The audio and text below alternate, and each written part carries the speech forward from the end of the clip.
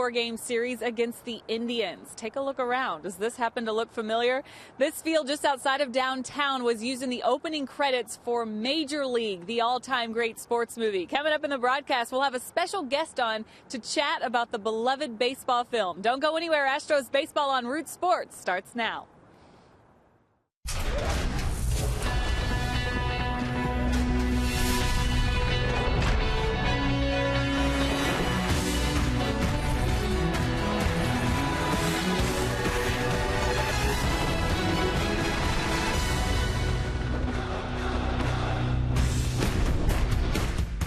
Following a win in last night's opener in Cleveland, the Houston Astros are getting set at Progressive Field for Game 2 with the Indians. It figures to be a battle with the Astros sending rookie right-hander Vince Velasquez up against Cy Young winner Corey Kluber.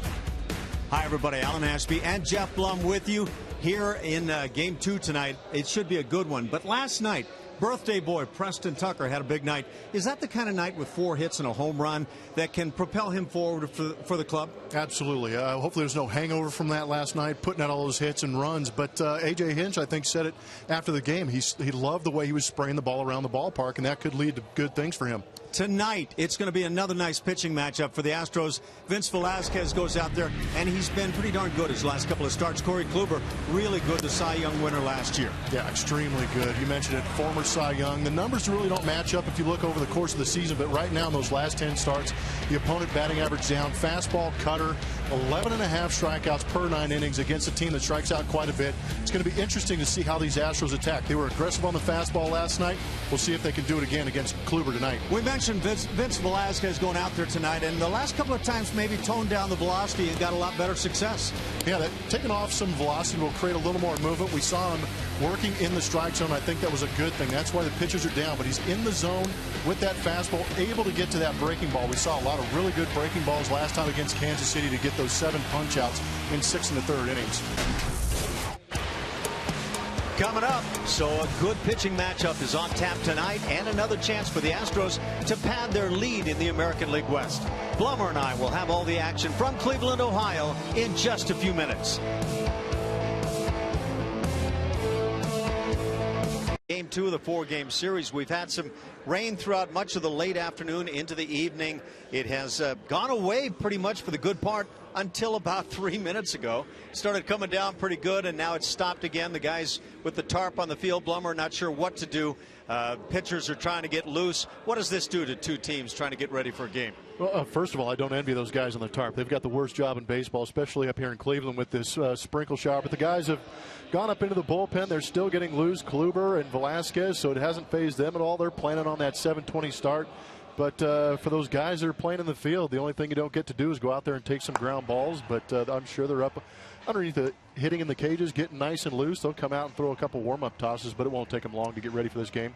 The Astros won the first of the series last night, a nice 9-4 victory. Swinging the bats very well, got some solid pitching out of Dallas Keuchel, who wins his 11th on the year. And when it's all out in the wash, the Angels, who were off yesterday, drop a half a game, so they're 3.5 back now. And you look at the rest of the division, the Rangers, Mariners, Athletics, the Astros just past that midway point. In a pretty good spot, I would think, for the club. I think they're in a great spot. Really, the only chance they've had to gain ground on the Angels is have them have that day off. They've been playing some great baseball, but I think they're in pole position right now. I think a lot of people expected them to fall by the wayside by now, but they're proven to be pretty strong. Keep that pitching healthy and getting some timely hitting from guys like Preston Tucker, Marwin Gonzalez. All those role players are going to have to start stepping up and picking up. Of course, we're talking also about the All-Star game coming up. We finish out this week with the schedule. We'll go on after the 4 games here in Cleveland on to Tampa Bay 3 with the Rays. And then it's All-Star break time. Dallas Keuchel now being named to the team. And Julia Morales has a little more information along with Dallas to talk about that All-Star experience coming up.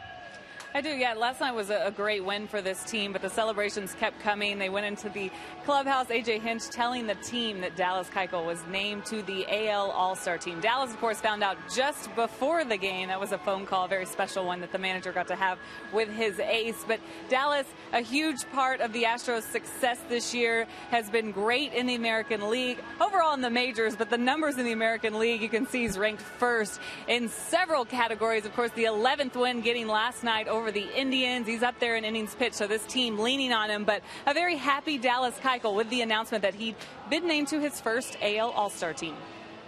I mean, I never expected this, and it's not something I dwell on, but to be voted in by the players was a very special moment for me, just because I battled some of those guys, and they're very good players. And you know, for my peers to vote me in is a very special moment for me, and something I'll never forget. You had an opportunity to start. Is that something that you would like to do?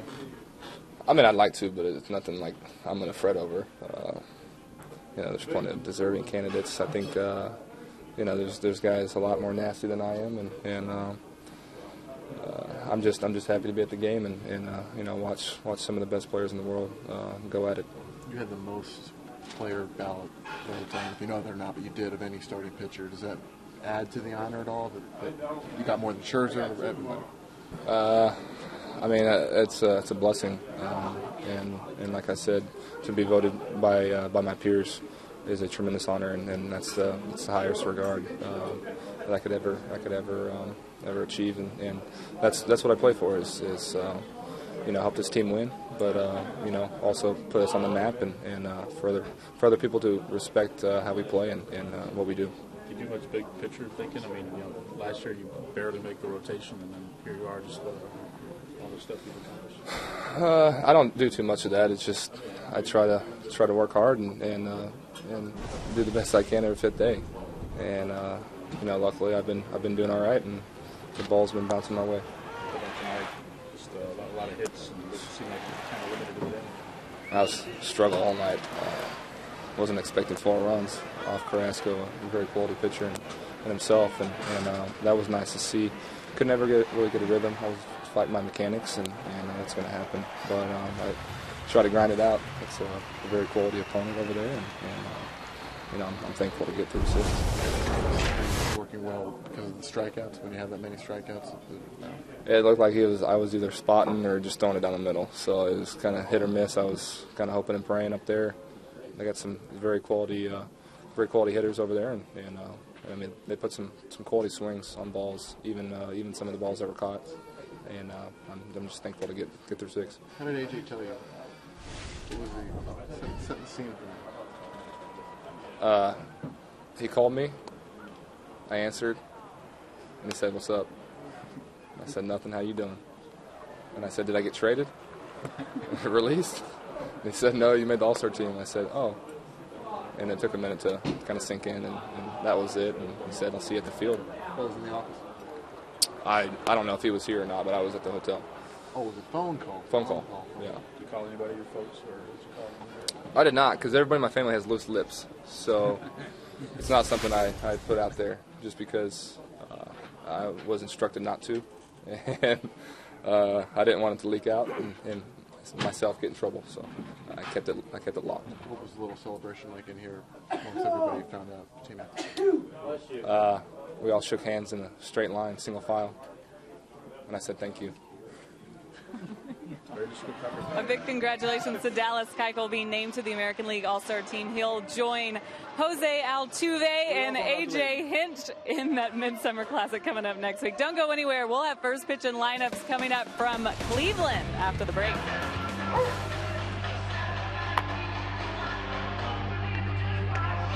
Just 8 minutes away from first pitch, just a little bit of a rain delay here in Cleveland. And while we get ready for this game, and while you get ready, we want you to take a look at this special piece as the Astros talk about how well they know their sabermetrics.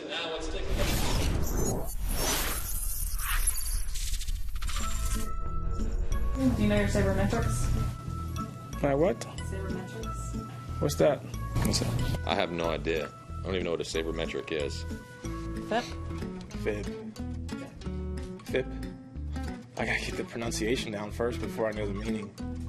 Don't even know what that is. My own? Fib? What are we talking about now? I don't really know. I've heard. I've seen it. Fib.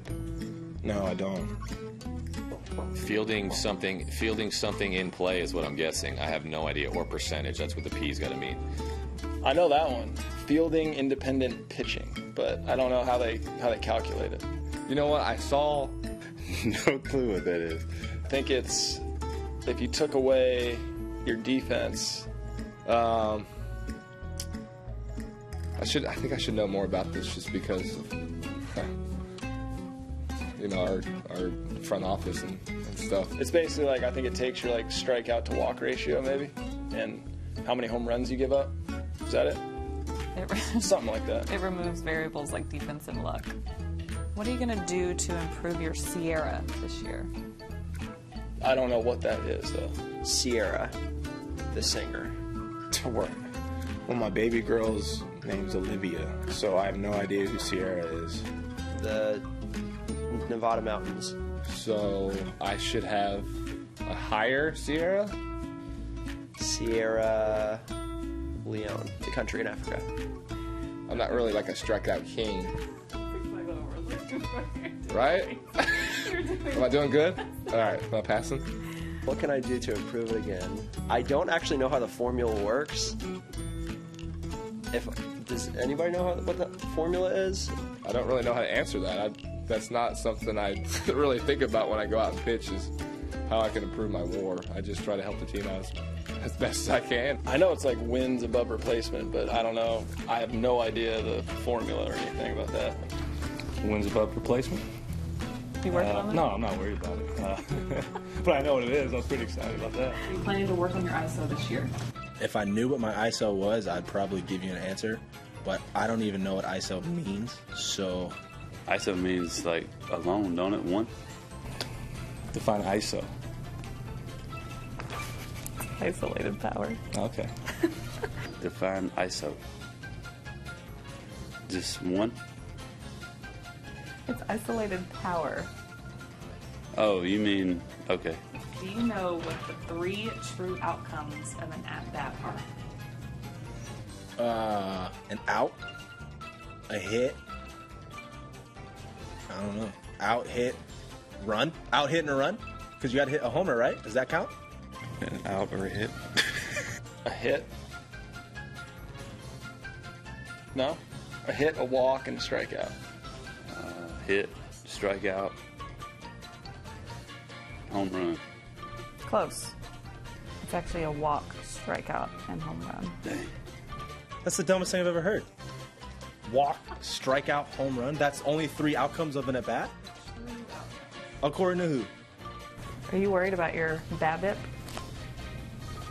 Huh. If I knew what that was, I could probably give you an answer again, but I guess I can say there's probably always room for improvement. Let me read it. I don't understand. Okay, I know this one. Batting average with the balls in play, correct? Okay. Nice. Batting average balls in play. This team likes to have a lot of fun. I hope you got to get to know them a little bit better, these Houston Astros, who look to take Game 2 of this series. They took the first one last night from this Indians team, which has been tough for this team to do over the past couple of years. We talk about teams who have your number, and the Indians have had the Astros number. You see on there, they have the best record versus the Astros.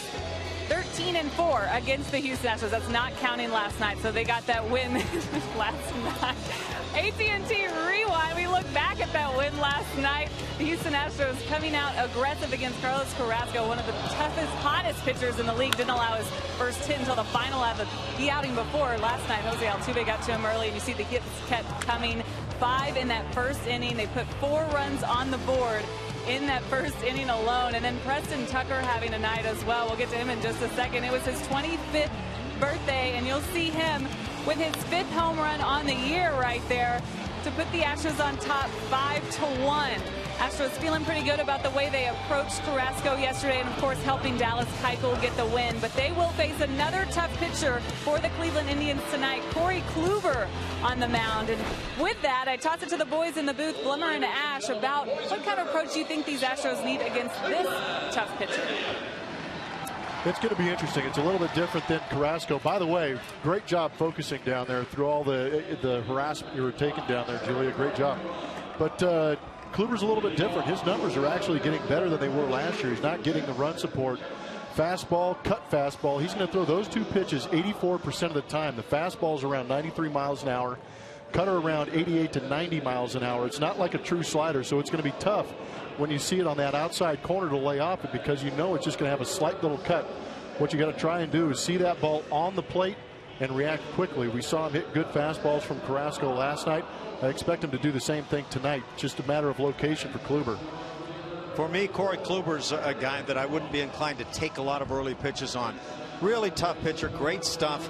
The pitches Blummer talks about, obviously great strengths, but I think as he gets ahead in a count, he's just going to make it tougher and tougher on hitters. So I try to get something early against Kluber and take my chances at that point. So the Houston Astros facing this very tough right-hander. And tonight's starting lineup brought to you by Southwest Airlines. For the Astros, Jose Altuve leads it off, followed by Preston Tucker, who had the big night on his birthday last night, and then Carlos Correa. Middle three in the order, the DH Evan Gattis, followed by center fielder Colby Rasmus, and the catcher tonight, Hank Conger. And the bottom three, Marwin Gonzalez at third base, first baseman John Singleton, and in left field, Alex Presley. Well, I think you hit it on the head with Kluber being aggressive early. That was the attack mode on Carrasco last night, is getting that fastball. Don't allow them to get to those out pitches, because this guy right here, he can rack up some serious punch outs. 269 last year. And actually, his K per 9 innings is actually a little bit higher this year. So Corey Kluber, one of those really tough guys for the hitters to face. And of course, last night with Carrasco on the hill, it figured to be one of those nights as well. Bats came alive, 4 runs immediately in the first inning. The Astros would love to repeat that act again here tonight.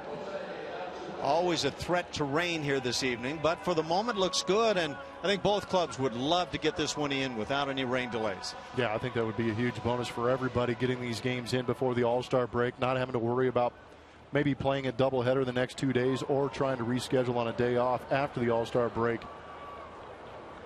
Yeah, that latter scenario is one I'm sure nobody wants. Well, I think Kansas City is the one that has to worry about that. They've got a bunch of games to make up. So for the Astros, Jose Altuve gets it started. 14-game hitting streak in tow for Jose. We'll see if the Astros try to go about getting at Kluber early as that fastball sails up and in. Certainly a very tough pitcher. And when you win a Cy Young Award at any point in your career, you're among the very best in the league. Last time out, 8 innings of 3 earned runs against Kluber. That coming against Tampa Bay in a no decision. In fact, he's run 2 consecutive no decisions together. His last win came back on May 28th at Seattle. 6 starts without a W. And that kind of leads to the record 3-9 on the season. Really doesn't make sense, though, when you consider the ERA, which is quite good. No, all the numbers are great, and that's the thing. You try and dig a little bit on them, and you try and find some numbers that might explain why the record is the way it is. The one that really pops after you get through them all is the runs per game that are being scored for him, 2.43. Altuve gets tied up, pops it up on the infield. Urshela, the third baseman, with the play, and the first out of the evening. Here at Progressive Field, David Murphy's going to get back out there in left field. Michael Bourne in center field, ex-Astro. Brandon Moss in right. On the left, Giovanni Urshela. And Francisco Lindor, Jason Kipnis. Second base, Carlos Santana at first. And Yan Gomes behind home plate working with Corey Kluber. Preston Tucker comes to the plate. I'm sure he would be glad for us to say it over and over, but 4 hits with a dinger last night, pushing that batting average up to 252. 21 RBIs now for Preston. 73 degrees as we start the night. 77:21 the start time. 11-minute rain delay. Lefties have been having a little bit better time off Corey Kluber. The average against is at 292. Right there at the knees, inside corner, 93 miles an hour. Ball and a strike. And that's part of what you're going to get with a guy like Corey Kluber. Tough locations on the strikes. And as he gets deeper into the count, provided he's ahead, he will try to make those tougher one after another. Well, that cutter's going to cut back into lefties. If it gets left out of the plate, it can be hit a little bit. But I think what he did last time out against the Astros in Minute Maid Park was throwing that running fastball on the inside corner back over the plate. Left-handed hitters giving up on it a little bit. Breaking ball line to center field. At it again is Preston Tucker. A one-out single here in the first inning.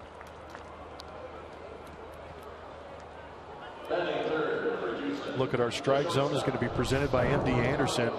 Watch the hands of Preston Tucker. The hands are back. He keeps them back. Stays on that good pitch in the lower part of the zone. That was excellent. And we talked about it in the open. A.J. Hinch mentioned that he, in watching Preston Tucker, watch him get that first base hit and a couple knocks in Boston going the other way is a good sign for Preston. It means that he's letting the ball travel. Tucker aboard at first base. Carlos Correa at the plate.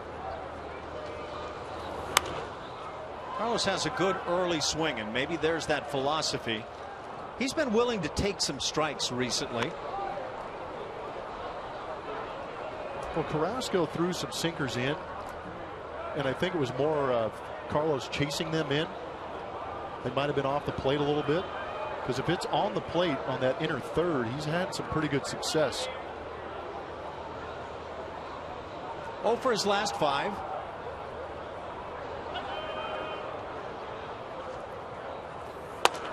Takes a strike on the inside edge, and it would appear for the moment that clubs are trying to pitch in on Correa. See some of those numbers. Yeah, some of the numbers on Correa. That one right there, that 268 behind in the count. We just figured out that the major league average is 208 in that category, so not afraid to hit with 2 strikes. He's in that scenario. It's now 1-2.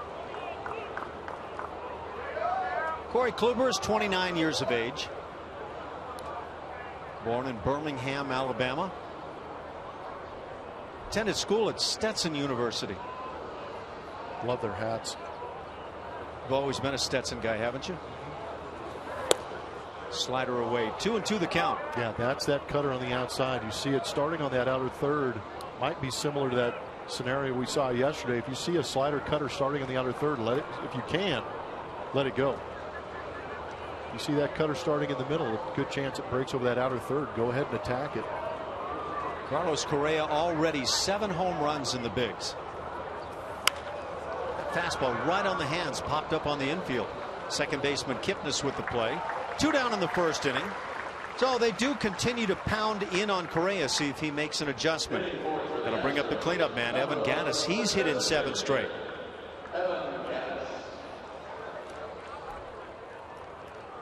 That's what it's all about. Constantly making adjustments, trying to stay one step ahead.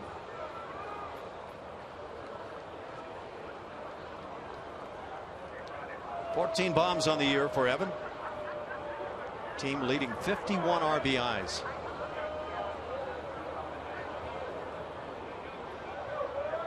He's been all the Astros bargained for when they brought him over. That guy in the heart of the order that drives the baseball, drives in runs. And you get the sense that he just loves those chances to drive in runs.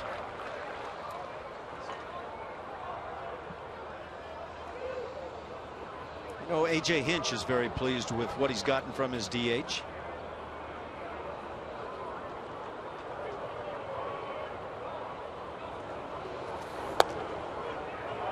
Good sink on that 94-mile-an-hour heater. It's game number 86 for the Astros. You just tip your cap on that one. Live to fight another pitch. It's also game number 5 on this 10-game trip. 2 more in Cleveland, 3 in Tampa Bay, and then the All-Star break. Good swing by Evan.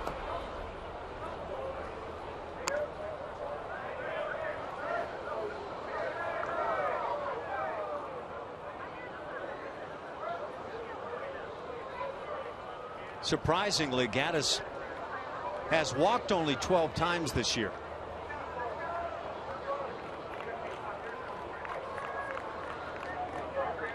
Maybe the largest surprise, 4 triples. Swings on the slider down and away, down on strikes, and that'll do it as Kluber gets through the first inning. A base hit by Tucker. He's stranded. Scoreless after a half.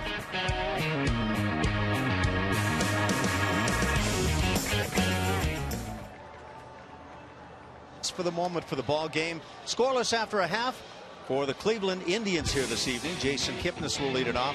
Look at that batting average, 340. He has been terrific. Followed by Francisco Lindor, the shortstop, and then the DH tonight, Michael Brantley. Middle three, David Murphy. He's in left.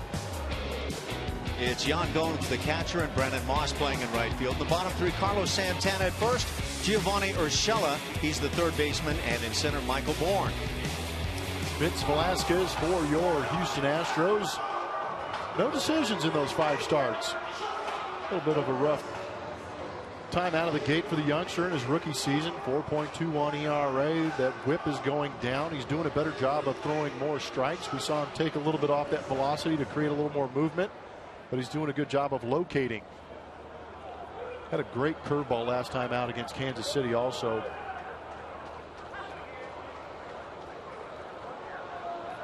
So Velasquez set to start things out. Jason Kipnis at the plate. Well, he's got a great set of numbers.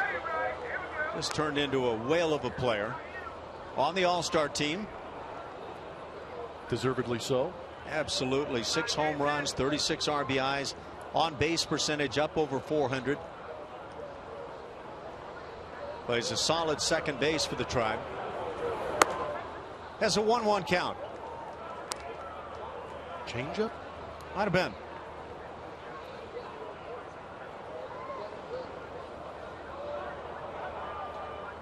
Kipnis has drawn 39 walks on his year. Sees the count at 1-2. 94 on that heat from Velasquez. Yeah, if I'm a Cleveland Indian hitter, right or left, I'm sitting on that cheddar cheese that Vince Velasquez pitches with. Not necessarily concerned with the location of it. I'm just looking heater out over the plate. Yeah, Vince just 23 years of age, and he's looking like a major league pitcher, a guy who could stick in this rotation. I agree. He's making adjustments. It's good to see. Spots it well down and in. Count stays at 1-2. Watching a couple of foul balls here, you hope that it doesn't turn into one of those nights where everything Vince runs up there, the others foul off. Is there any way to explain why that happens to Vince so often? Much more so than any other pitcher on the Astros staff. I guess the response from me would be no, but there's number 3 in terms of the foul balls. I wonder if it's tough for hitters to pick it up. They pick it up late. Therefore, if the barrel's behind the ball or behind your swing a little bit, that leads to a lot of foul balls. You see him as a left-handed hitter going up over the third base dugout. 1-2 the count. Look how quietly Kipnis takes that slider.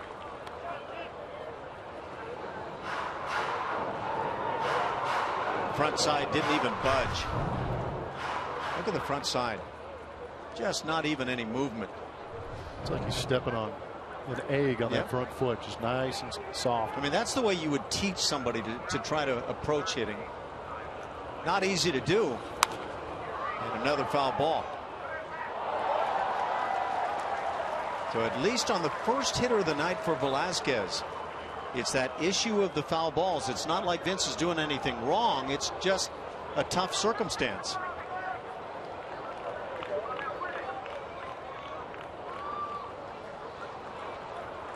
Velasquez born in Montclair, California, and now 3-2.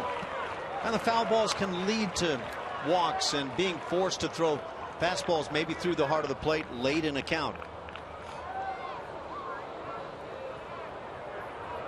Well, if I'm Vince Velasquez and I throw 95 plus, I'm getting a little annoyed. I'm going to try and throw it extra hard.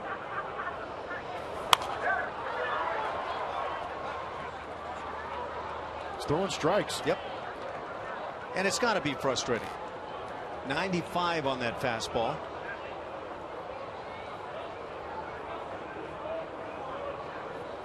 Velasquez, a second-round pick by the Astros in 2010.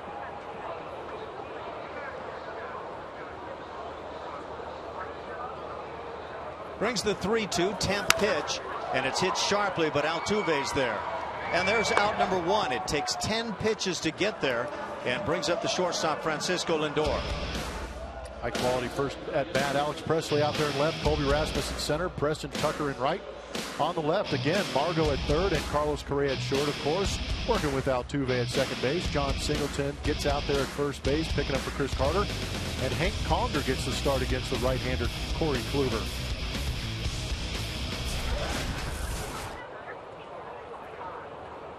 Lindor just in his 22nd game of the season. He's hit a home run, driven in 6 while hitting .215.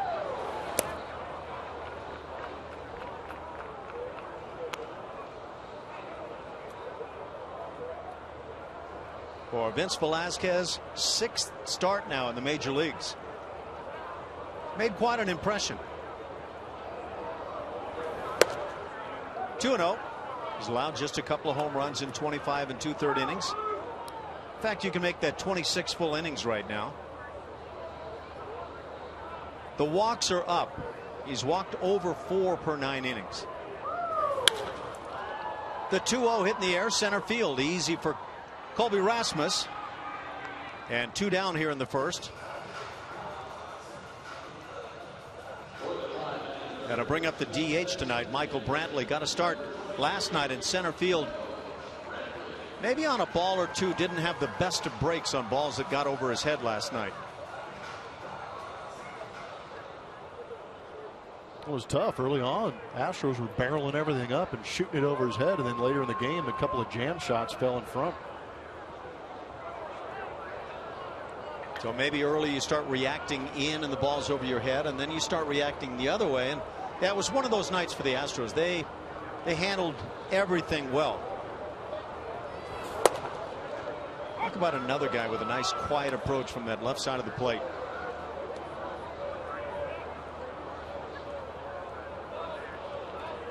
Velasquez pitched 5 seasons in the minor leagues and went 25-14. Had a very nice ERA of 3.26. So he's done everything it takes to get to the big leagues. Allowed far less hits than innings pitched. Just over 7 hits allowed each 9 innings.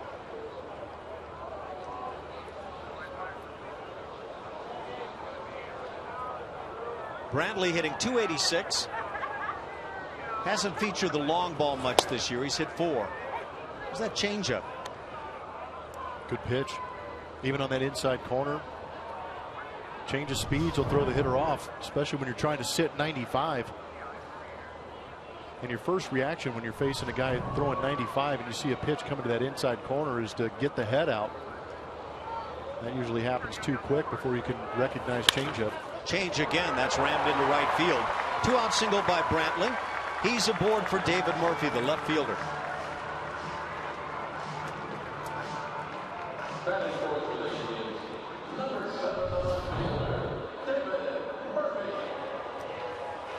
Just catching a little too much of the zone, and he just saw one on that inner third, maybe recognized the rotation. But again, Brantley, a very good hitter.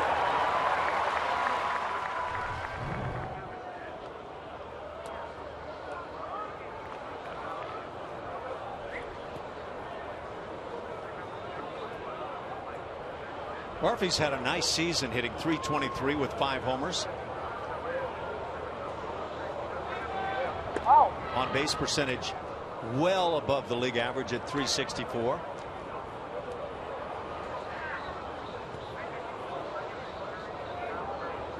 The Indians have run successfully this year, though they haven't run a whole lot. They've stolen 39, 8th in the league. Caught just 14 times.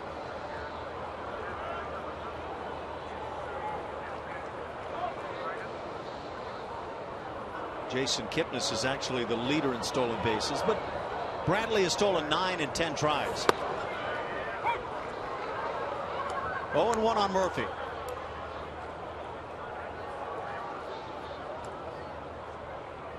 The Indians have hit .250 as a team. That's right in the middle of the pack. They're 8th. They're 12th in runs scored. So the offense just hasn't gotten it done. And when you look at why the Indians are maybe not as good as some people had thought they would be this year, probably would look first at the offensive side of things.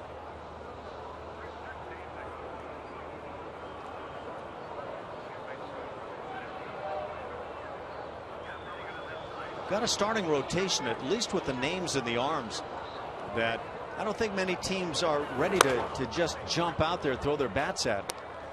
A little pitch out as the Astros anticipate the running game. There's your offensive numbers for the Indians. That second number, 2 out, runners in scoring position. That's that clutch hitting, not too well this year, but slugging 14th. When you talk home runs, Terry Francona's club is 12th in the league. Line shot to right field, and that's going to get over Tucker and go all the way to the wall. That's also going to produce a run likely. Brantley comes to the plate. No throw comes that way. RBI double by David Murphy. So with the back-to-back 2-out hits, the Indians get on the board. They lead it 1-0. That's the last time I bring up runners in scoring position and slugging percentage. Boy, did you mess that one up. Good grief.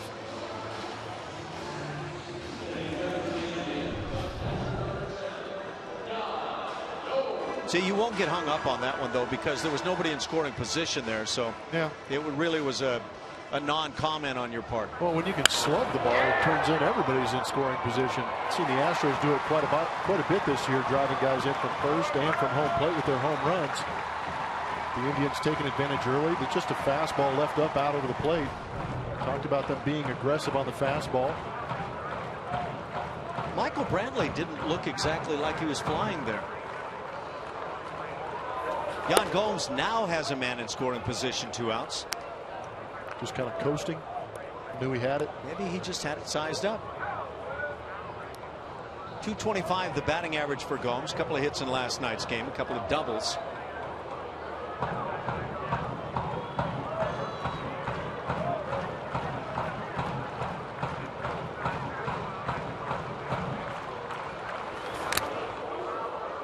That foul tip that makes you wonder why you decided you wanted to be in the starting lineup tonight if you're catching.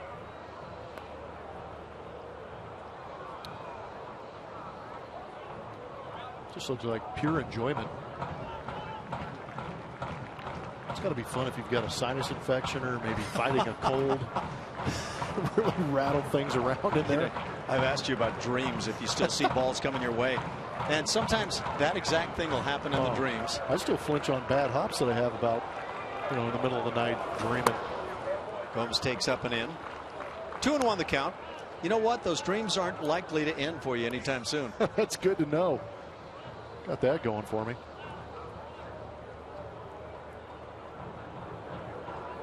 Those 2 doubles for Gomes last night give him 6 on the season. Got injured in the first week of the season, and he missed a whole lot of time. Gomes now just in his 36th game.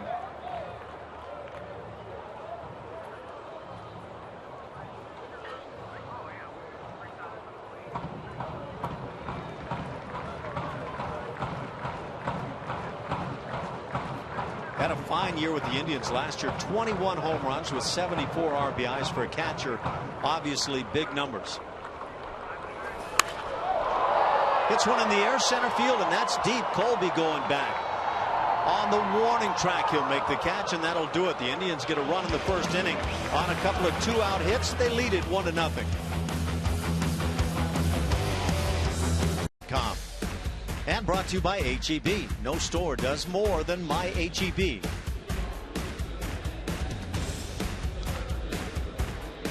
Second inning from what used to be the Jake, now Progressive Field in Cleveland. 1-0 the Tribe on top. A couple of 2-out hits against Vince Velasquez in the first inning for that run. It'll be 5, 6, 7 coming up for the Astros. In the first inning, Preston Tucker had a base hit. He was left stranded. It's Colby Rasmus, Hank Conger, and Marwin Gonzalez here in the second.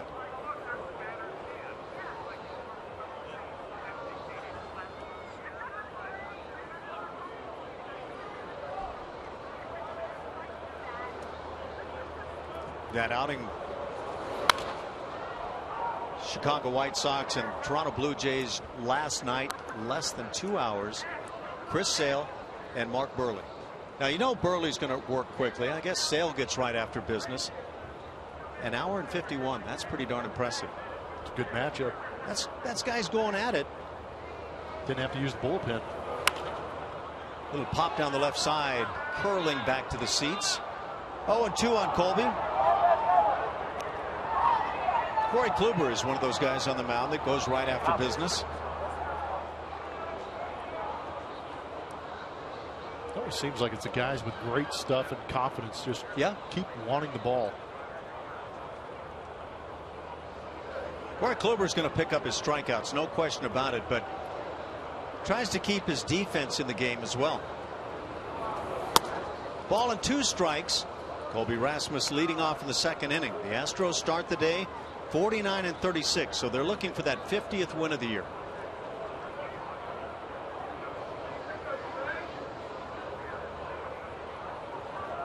Kansas City has the best winning percentage in the American League. They're at 46-33. We've got some games to make up, as Blummer was talking about. Yankees lead in the East by a game and a half over Baltimore. This all at the start of play today. Kansas City leading over Minnesota by 4, 5.5 over the Tigers. Tigers have got to make a move in the second half, don't they? I would think so. They've got to get healthy. Yeah, Miguel Cabrera out now. High fly ball right field, not deep. Coming on is Brandon Moss. The catch makes it 1 out, and Hank Conger comes to the plate. And then the American League West. Houston, the Angels 3.5 back. Texas at 7 back.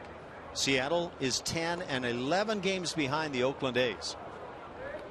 So the Astros have put themselves in a nice position, but bottom line right now is keep going out as A.J. Hinch would have them, playing it one day at a time and having your best game you can have on that given day. Hank Conger hitting .233. He's done a nice job with the bat. 4 home runs, 11 RBIs.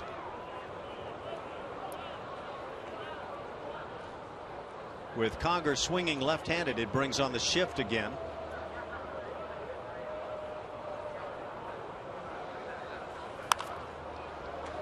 That cutter on the hands. It's really hard to keep that pitch fair. That's exactly right. And that's usually what happens, is you get a little bit quick recognizing it, and then you just turbo hook one down there and scatter the crowd and hopefully don't injure the sideline reporter. Yeah, if you don't get the head out early, you're just going to get blown up on that pitch. It turns into toothpicks, sawdust, firewood. All of which is useful, but not desirable for a hitter. Yeah, not something to brag about.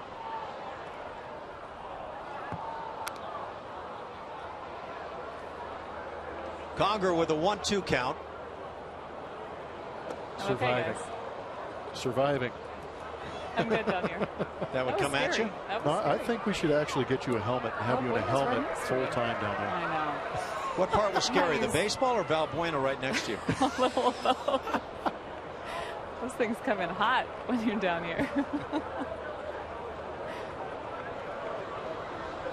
The 1-2. 2-2 on Conger. Marwin Gonzalez waits on deck. That 50th win for the Astros, if they can get it tonight, they would be the first American League team to 50. The only other team in the major leagues that does have 50 wins, St. Louis Cardinals. What a great first half plus of the season they've put together, 54-28. And they've got a 6-game lead over the Pirates, who have been playing great baseball. Pirates are 27-15 at home this year. Yeah, they're great. Losing Harrison out there is going to be a huge blow for that ball club too. But how about if the Astros were still in the NL Central? They'd be in 3rd place. Wow, that's hard to imagine. That'd be one of the bonuses for moving to the AL West. Ground ball sharply hit but foul. National League Central for a lot of years was considered the weak spot. Not so much. Well, those up-and-coming Cubs with the kids they've got that swing the bats, but the Pirates and Cardinals, they've been duking it out here for the last couple of years. Well, look at the Cubs. I mean, they've played well. Yeah. I think the Reds have been a disappointment. I don't know if anybody thought the Brewers were going to do much, but I don't know if they thought they were going to be as bad as they've been. Breaking ball got him looking. Conger frozen on that pitch. Second strikeout for Kluber. 2 outs. It brings up Marwin Gonzalez. Yellowwood is bringing the lumber with Preston Tucker, the birthday boy, got himself a changeup down. got on those legs, drove it out of there. Reggie Jackson style, getting on that back knee. Then it was Marwin Gonzalez reaching out over the plate, getting a good fastball, getting good wood on it, driving to that right center field bleacher, bullpen area. The bats were being swung last night. Marwin has a nice little 4-game hitting streak. He's swung the bat very well, both sides of the plate. Hitting .256. Utility infielder that in basically the first half of the season has clubbed 6 home runs. Not too bad.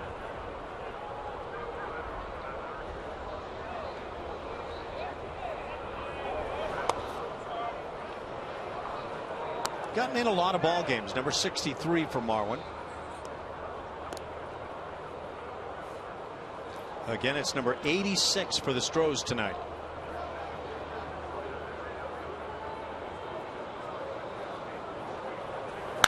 Right on the hands, but roped down the right field line and just foul.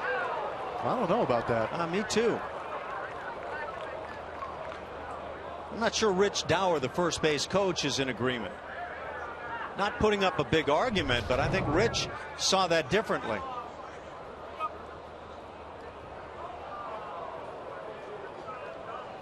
Wow, good call. That's a great call, isn't it? Man. Paul Nauert, first base umpire. And it's tough for Benjamin to get out of the way. It was hit so hard.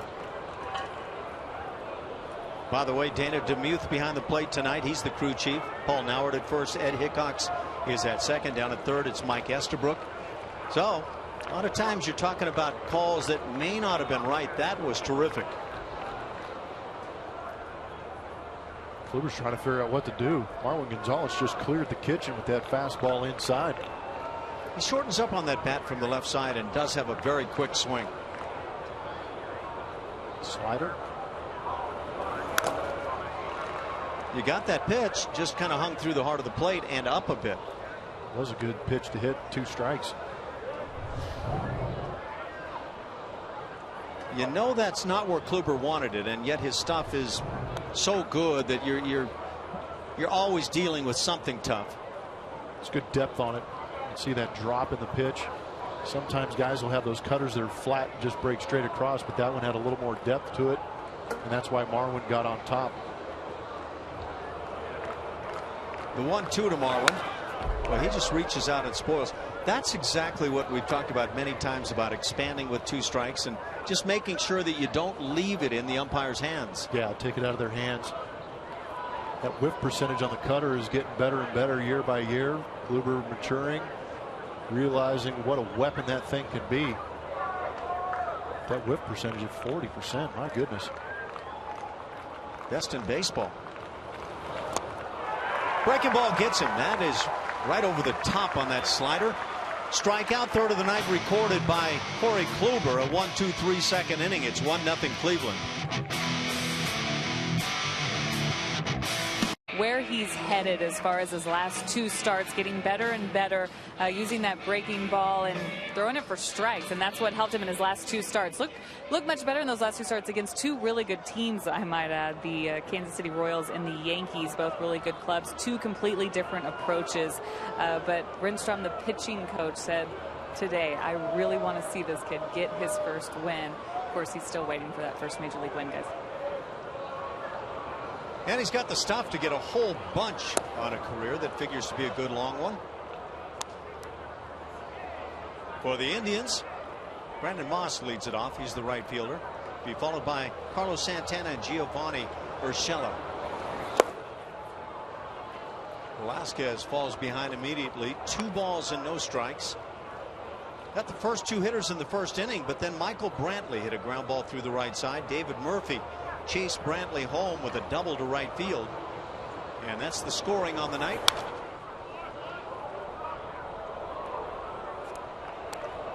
Well, Brandon Moss, probably the power source right now for the Indians, has a good swing on the 2-0.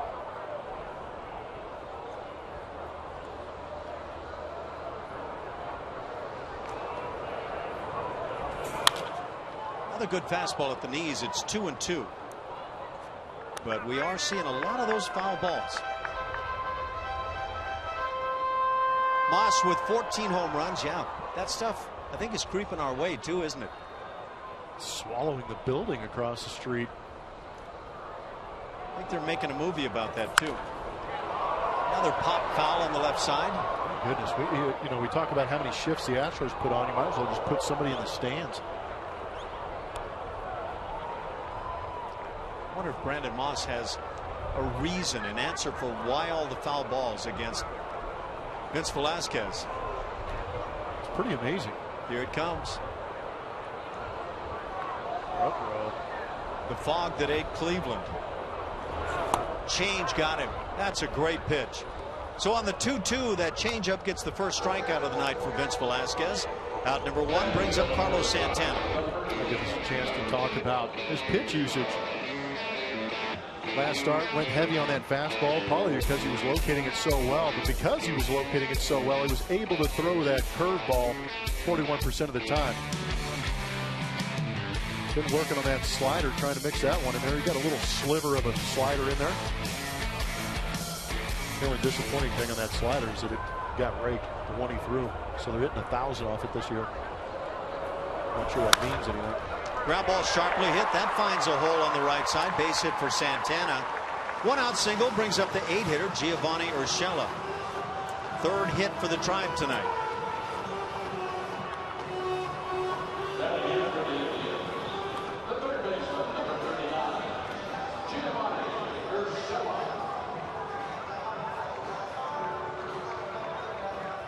Yeah, I think we had a notion that we were going to see a lot of that slider from Velasquez. Didn't pan out, but maybe at some point.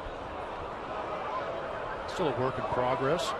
I'll tell you what, that changeup we saw him strike Moss out with, I like. That was great. Yeah, use that changeup as a strikeout weapon. Off speed for a strike to start things on Urshela. Brent Strom, boy, he stays on top of it. I don't know that I've ever seen a pitching coach put more into and take so much out of what goes on every night with his pitchers. Ground ball up the middle. That's backhanded by Altuve. He'll get an out, and a nice play on both ends. Correa and Altuve. 2nd out of the inning. Not easy at all. Remind me not to play Carlos Correa in Twister. If you see the position he got in to make that play. First of all, I was trying to figure out how in the world Urshela hit this pitch. Like he scooped it off the ground. Great job by Altuve to get there, but man, I realize how many body parts would fall off me if I tried that move. Great play to get that lead out. I'm actually highly concerned to even think about it. Oh, it hurts thinking about it. Oh, to be young and flexible, huh? Yeah. Michael Bourne at the plate. Fastball just away. Bourne did not play in last night's game. Hitting .235. Has yet to homer on the year. 18 RBIs.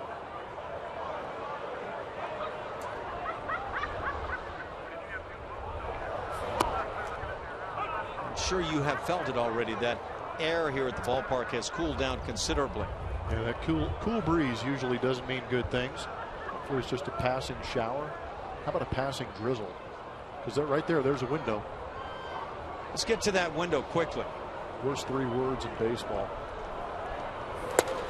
Swing and a miss by Bourne. That 2-0 is slipping by. Yeah, we've got a window coming, and then about 2.5 hours later, you're waiting to get back out there, right? Yeah. That's the ones when you never get on the field. It's going to stop raining by about 7:30. We'll get out there, and it's 9:30, and everybody's talking about when's that window coming.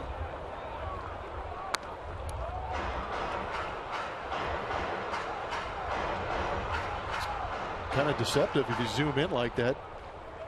Then you pull back and you're like, oh. I think it's a beautiful day here in Cleveland. Ominous. You spent plenty of time here. You should know the weather pattern's pretty good. I studied them. Line drive to right field, back and leaping to make the play, Preston Tucker. And that turned out to be tough, but made by Tucker. That does it. The Indians don't get on the board in the second. They lead it 1-0 after 2.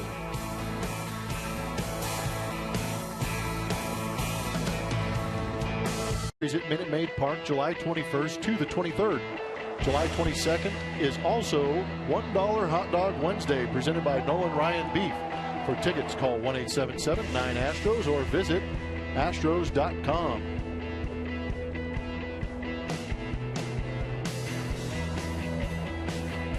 And the show will be coming to town with the Red Sox. Bring your overnight gear. 1-0 Cleveland. We go to the third inning. John Singleton, the 8-hitter, leads it off. 3 strikeouts for Corey Kluber. 1 ball and no strikes. Singleton in his 7th game now. 20 official at bats, has 3 hits. One of those a double. Drawn a couple of walks. Struck out 10 times though. So 10 strikeouts and 20 official at bats. 50% balancing act for you. Love to see that cut down a little bit. He's working a little bit of a leg kick. I don't remember John having that when he first came up. Maybe something he worked on in the cage with the Astros hitting coaches. See if that leads to getting the barrel on it a little more often. Hangs out the rope, but fouled down the right field side. That had some continuance on it. That just kept on going. You ever heard that word used with a line drive? No. Can't say that I have either. You're some kind of special. I don't know about that. I don't know where that came from, but hey, instincts. Hoping we can use words like that tomorrow. Drive to left field. This one's deep, back at the wall. Back there to make the play is the left fielder, right up against the wall. Murphy makes it. And the first out of the inning. So nice at bat there by John Singleton. Exactly right. That could be a sign of things to come if you want to see what John Singleton's done in the past down in the minor leagues, going the other way. He's got popped to all fields, but in a 2-strike count, put a pretty healthy swing on it. I'll bring up Alex Presley.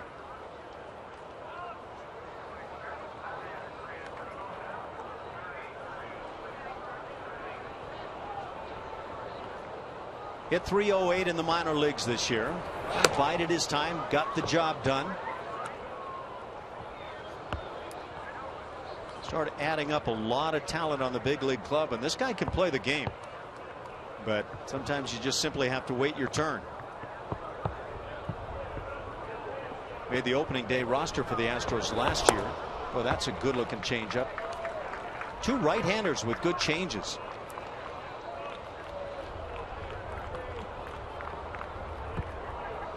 And Presley called up because of the injury to George Springer.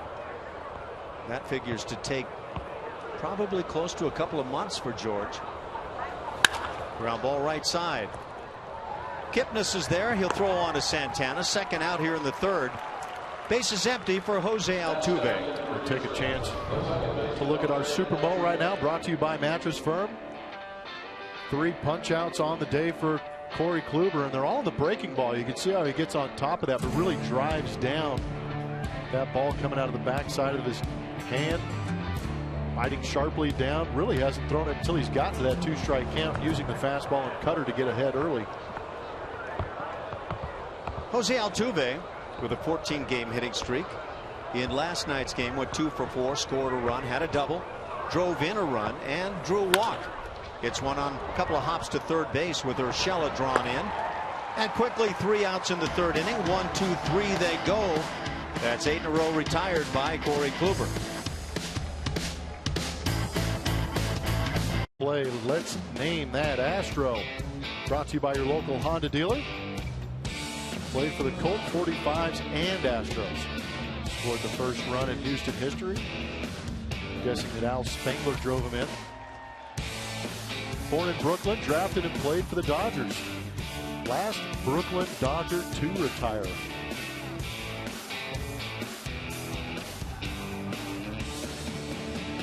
Really? Boy, you have a clue on that one? Absolutely not. I'm getting hung up with the image there.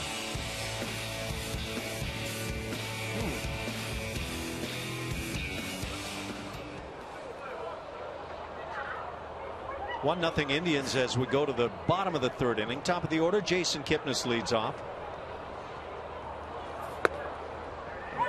Tempted to check in on the internets and find out if I can get a clue on that one.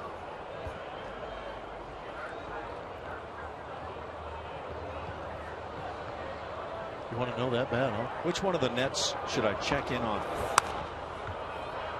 0-2 the count. Fish. Fish. What the? You said nets. I said check the fish nets. Okay. Might have caught a stat in there that'll give you the answer. Good look at all the war leaders. Hey, I'm getting a little wet here. How about you? Yeah, I think it's time to roll the roof over this place. Figured I'd better glance at you there. Breaking ball, grounded foul. Oh, I'm still here. Yeah, a lot of folks are getting up out of their seats right now. You can see the rain coming down. Katie, bar the door. All of that is falling on my computer at the moment. Well, that makes it more effective. Really? Okay. Danger, danger. The Indians with a run in the first inning. RBI double by David Murphy. That's all the scoring at or to this point on the night. Is that the changeup? Well, that might have been the little slider. 88 miles an hour on that. Felt like it was almost kind downward to it. Fading. If that's the slider, he got on top of that one extremely so. You know, I'm not going to have anything to write on. I'll just throw it in the bathtub here pretty soon. Curveball grounded right side. Altuve makes a nice play. Ball was sharply hit. Out number 1 here in the bottom of the third.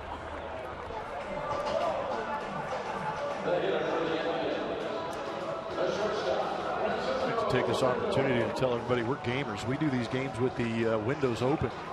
We're in the elements. We may not be gamers for long. We're backpedaling right now. How are you feeling about that? I'm going to hide underneath. Yeah, let's towels. I'm keeping my computer right here. All that matters is we keep it off of it. Never mind. Yeah.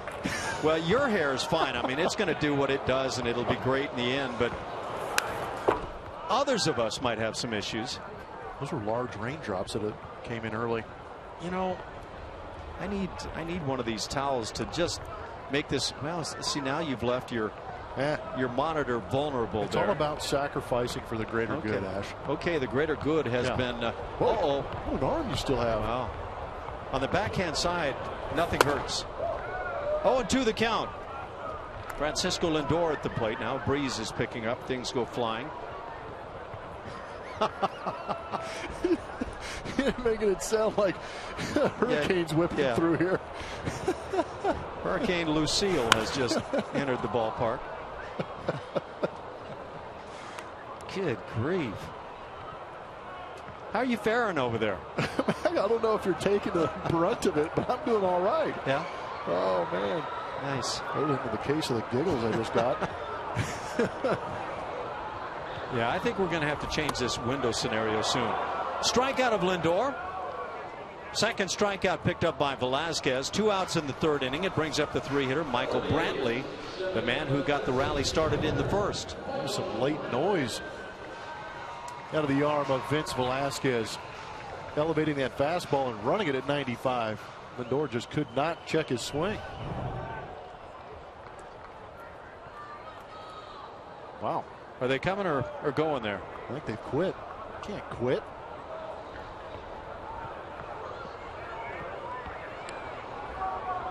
That was a poor choice. We've got a nice comeback coming here. 96 on that heater. Velasquez is loose here this evening. And he's near the zone, too. He's shown good command so far in this game. That he has.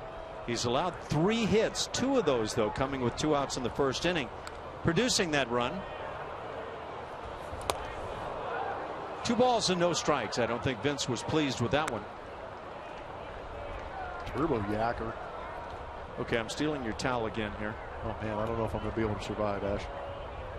I'm counting on you surviving and maybe even being better for all of this when it's all said and done. The 2-0. Whoa.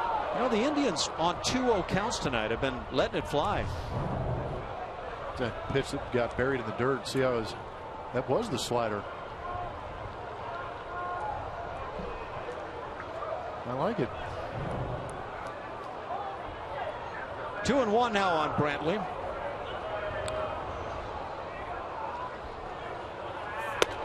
High fastball called a strike, evens the count. I think the entire rainstorm landed in your lap. See, your paper is just drenched. You're all dry over there. Yeah, what happened? And I'm carrying used beach towels here. My goodness. It's interesting. Oh, boy. Ground ball, first base side. Altuve makes the play. Retreating is John Singleton. It just does get there to make the play. A 1-2-3 third inning. Turned in by Vince Velasquez. And that last out didn't come easily. Those shifts creating issues, but Singleton making it back.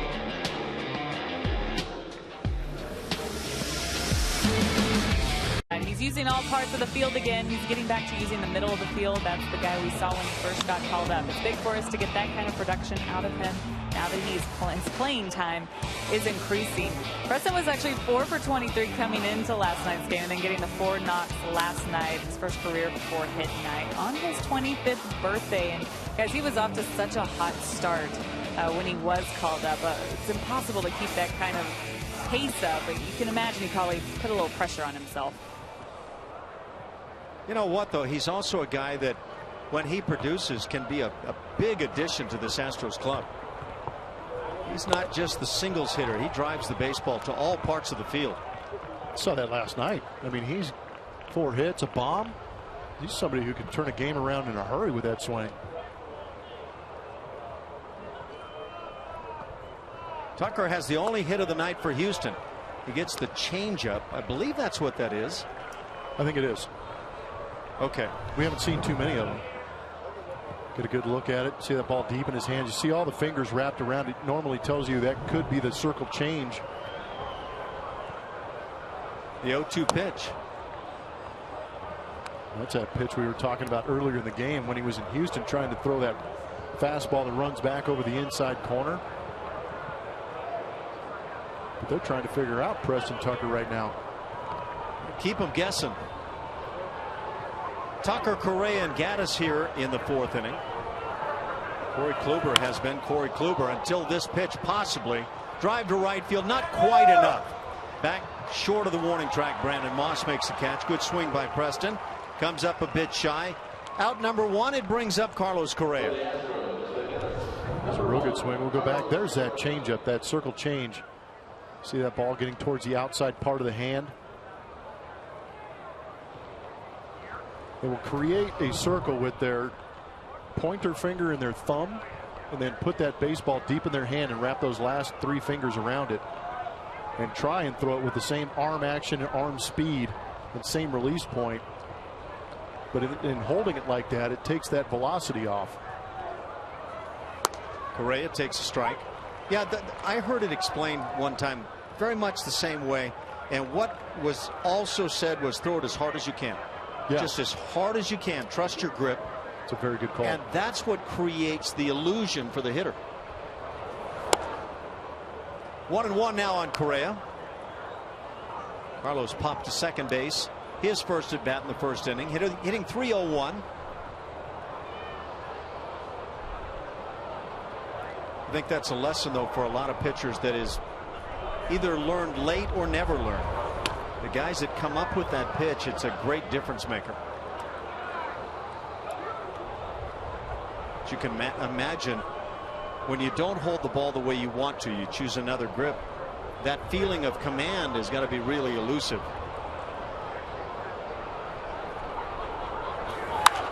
Fastball drilled but foul, first base side. 2-2 the count.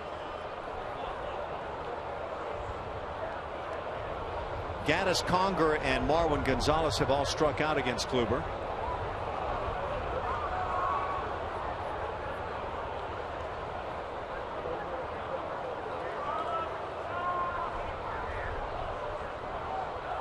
Offensively, the Astros still lead in home runs. Still lead in stolen bases. 120 long balls now, as they lead the major leagues in that category.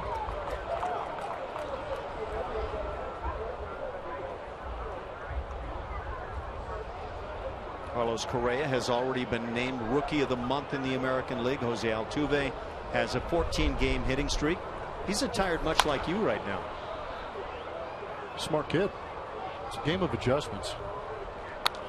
He wants to hang out up there on that top shelf, watch his ball game, and cheer his buddies on. You know, protect the payload. That's one explanation. But you got to protect it. Yeah. You know, just a little. Yeah. You think that applies for all of us? It's a hair tarp. Yeah.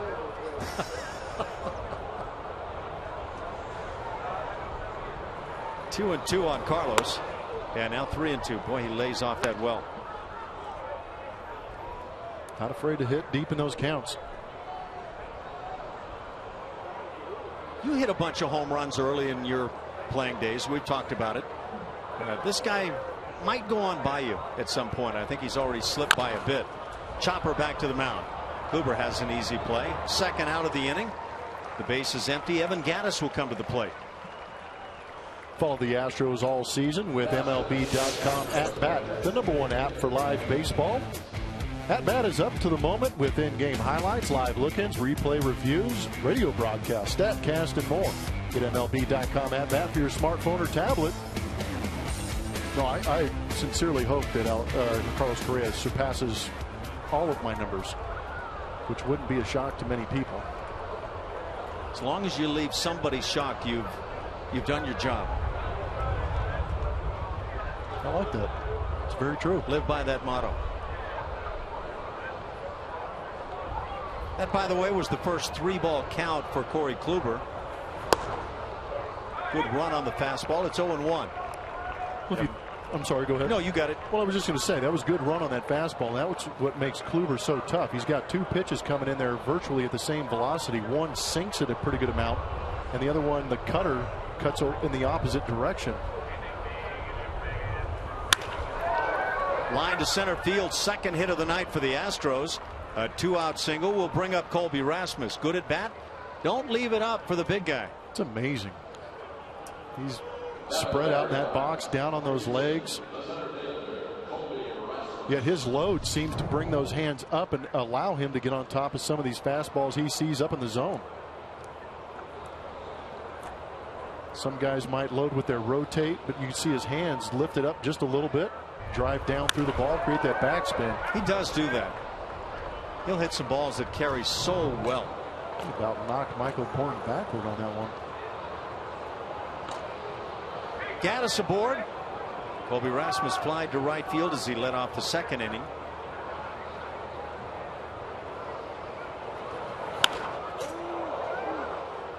Wow. Get ready, guys. Yeah, but like you said earlier, I mean, that cutter inside is extremely tough to keep fair, and if you do, you're going to end up with a couple splinters. So if you decide to go after it, you're going to throw the head at it and turn on it just like Colby did. Not going to make many friends in your dugout, but you didn't break your bat. I think that's the key at the moment, isn't it? Keep it off your shin, too. Yeah. Jose's ready. Change up. Man. That must have that full illusion for the hitters. Nobody stays on it. Well, you sped him up with that cutter inside, then come back with a filthy changeup like that. Just not fair.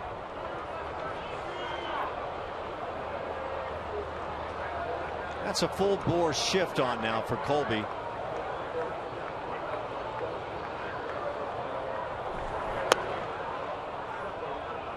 Well, you see the ball darting all directions from Kluber.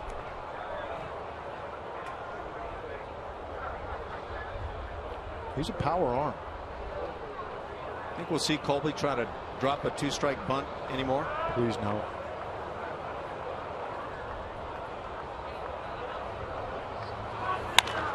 Drilled but fouled down the right side.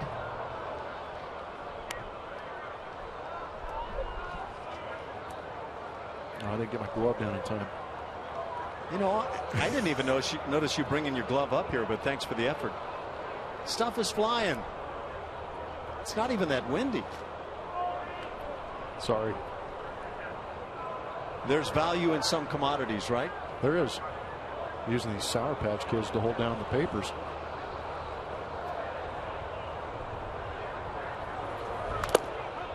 Colby gets just a piece, stays alive. Pretty good battle. Just foul off those tough ones and hope that he hangs a mistake somewhere in there that you can drive. I like Colby's approach on the stats. Julia kind of testing the guys back in the spring. I thought that was classic. It was funny. You know, I think in that piece, and it's such a good one, you could really see the personality of George Springer. I thought it was perfect. Just away. 2-2 the count. Good job laying off that. I was kind of curious if it caught the top of that zone, but it may have, but off the plate. Thought Jake Marisnik also, along with Dallas Keuchel, really great personalities in being asked those questions. Isn't it great that everybody outside of that 25-man roster has an idea what that is, but guys who play don't? That's very true. Caught looking is Colby Rasmus. 4th strikeout for Corey Kluber. He allows a hit. The Astros leave him, and we've played 3.5 with the Indians leading 1-0.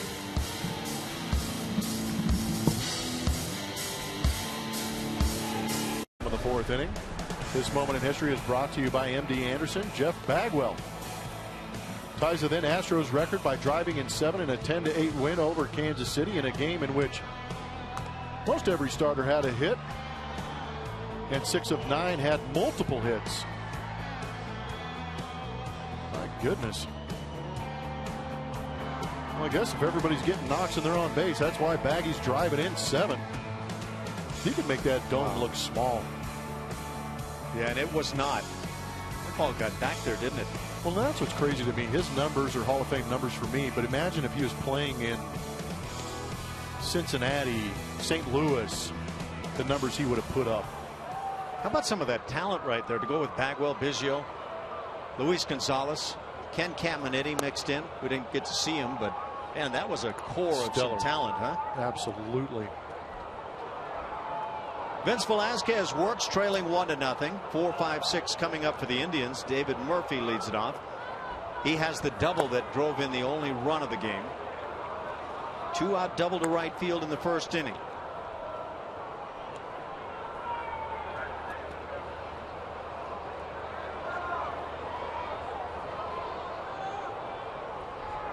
That double was number 10 on the year for Murphy.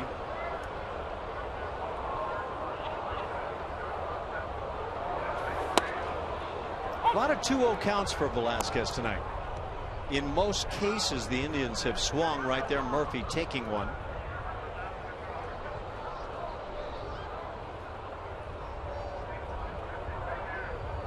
When you're throwing a fastball 80% of the time, 2-0 counts are not your friend. Fly ball left field. Tracking it is Presley. Out number 1.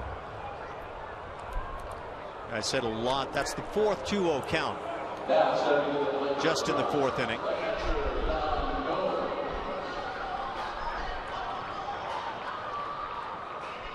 Brings up the catcher, Yan Gomes.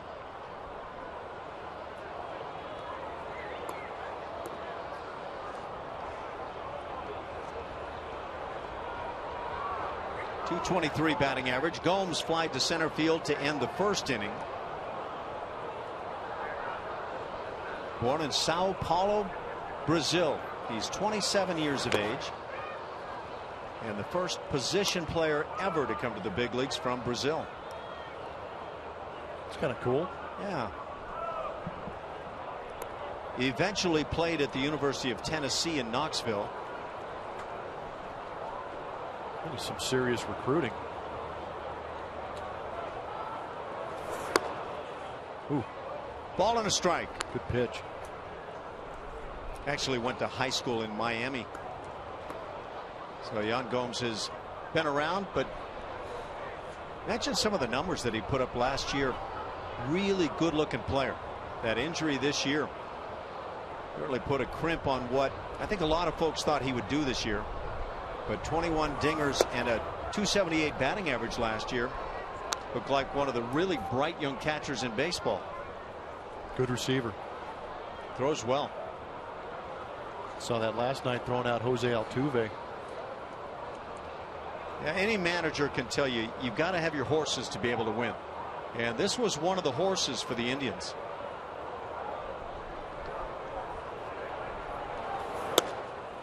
Two and two.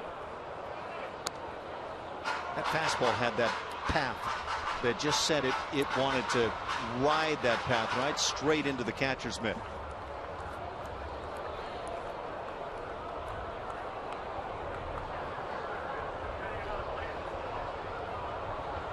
Two hits for the Astros, 3 for the Indians. Breaking ball drilled into right center field. Solid base hit. Gomes is 1 for 2. A 1-out single brings up Brandon Moss. I don't think Vince, when he looks back at the tape on this pitch right here, he's going to be upset with the location. That was actually a really good pitch. Watch this swing. Head down on the baseball. Yeah, he's a strong fella.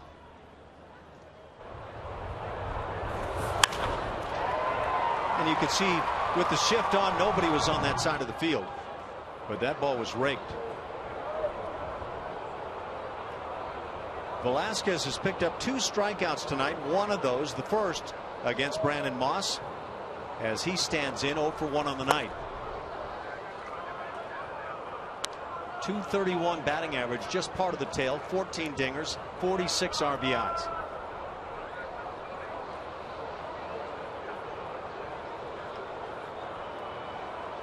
Gomes down at first base has stolen a couple of bases in the big leagues. Not this year, it was a couple of years ago.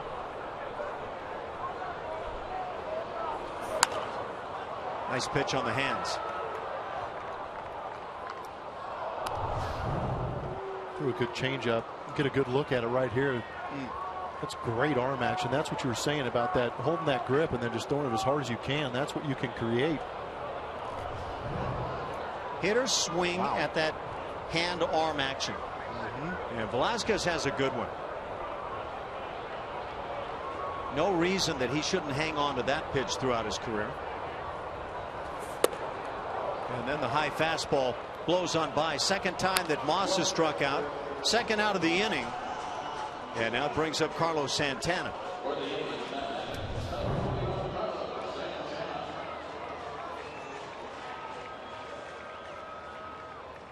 There's some good life on a firm fastball from Velasquez, but with that changeup in the back of Moss's head, able to beat him up. Puts you in no man's land a bit for a hitter. Yeah. Santana, another one of the guys the Indians have counted on.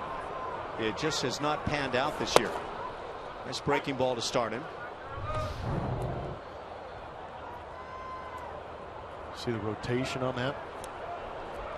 Probably a pretty good spin rate on that.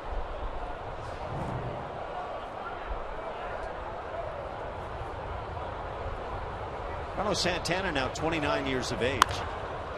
Ground ball is foul outside the bag.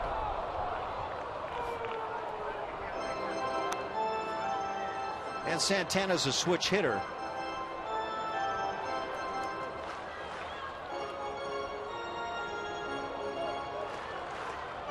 When he showed up with the Indians in 2010, he turned a lot of heads. Hit .260 with 6 home runs in just 46 games. The following year had a big one. 35 doubles, 27 dingers. Hitting .239, but with those power numbers, easily accepted. 79 RBIs that year. 1-2 the count. Just in his 6th year in the big leagues has already hit over 100 home runs. He's had 3 years with 20 plus and one other hitting 18, so he's definitely a power source. Fouls it off on the left side. He doesn't get cheated too often. Kind of reminds me of Victor Martinez, how he kind of gets all coiled up in his swing and then just unloads. And like Victor Martinez, came up as a catcher. Yeah, that's a good comparison. Had such a good year in 2013. He wound up 15th in the American League MVP voting. Wow. And again fouls it.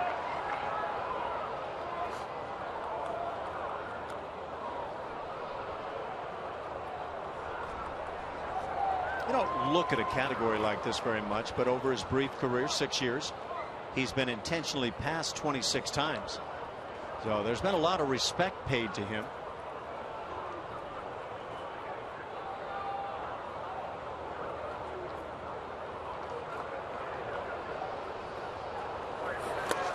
Oh, how about a job by Hank Conger? Man. There's a couple teams in the NHL looking for a guy like that. Amen. This wasn't going to find the 5-hole, but it wasn't getting by Mr. Conger at all.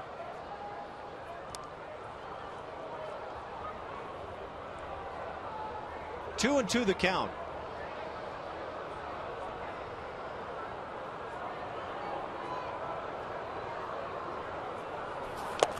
Got him. Fastball. Santana gets a piece. Conger hangs on. 2 strikeouts in the inning. 4 on the night for Velasquez. We've played 4 innings. It's 1-0 Cleveland. That kicks off at 4:30 p.m. and features a beer tasting, live music, and a souvenir Astros pint glass for the first 500 fans with an event ticket. For more info, call 1-877-9-ASTROS or visit astros.com/baseball on tap. Guys. Thanks, Julia. That's one of the new areas, I believe, here at the ballpark in Cleveland, right down the right field corner. And they are apparently having a pretty good time in there with their Indians on top 1-0. Had some rainfall. We had quite a bit of rain early in the evening. Looked like this game wasn't going to start, if at all, until about 9:30 or 10. But we found a nice window. Here's a foul ball just above us. Hank Conger caught looking in the 2nd inning. One of 4 strikeouts on the night by Corey Kluber. Marwin Gonzalez follows, and then John Singleton. 5th inning. So with the Indians on top 1-0, what you've got to do to make this an official game for sure is get through this half inning. The Astros would love to change that around and jump on top.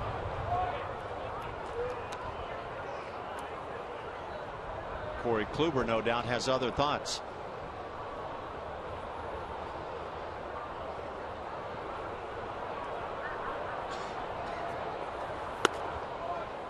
Changeup stays high. 2-1 the count. Julia was talking about and with Dallas Keuchel earlier and his bid to the All-Star game now, and very deserved. And I think a lot of us obviously would love to see him get the start in the All-Star game.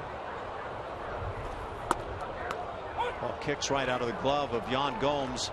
2-2 the count.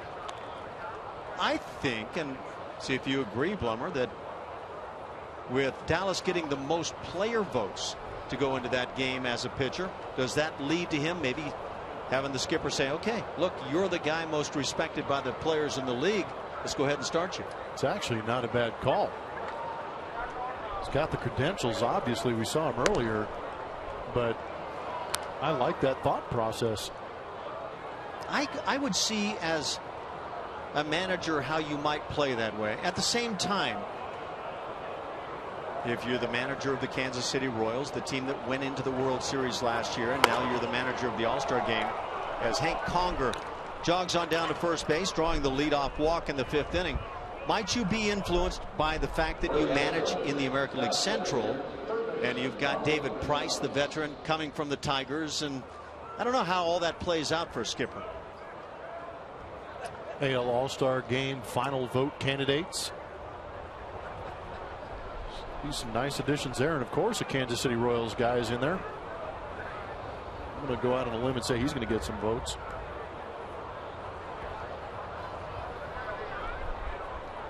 I think you and I both loved what we saw from Xander Bogaerts. Oh, I was really impressed. That's the first time I've actually had a chance to see him play for an extended amount of time. I was real impressed. Yeah, we all wish Dallas well in that bid to maybe be the starting pitcher. He seemed to play it down like it's not that big of a thing, but I think it's a great honor if it does come that way. He's earned it. First Astros pitcher now to make that All-Star squad since Roy Oswalt in 2007.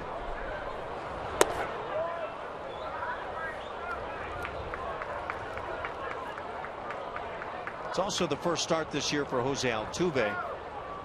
If you voted guys in that are that bench player, deluxe, I think Marwin would get some votes coming his way.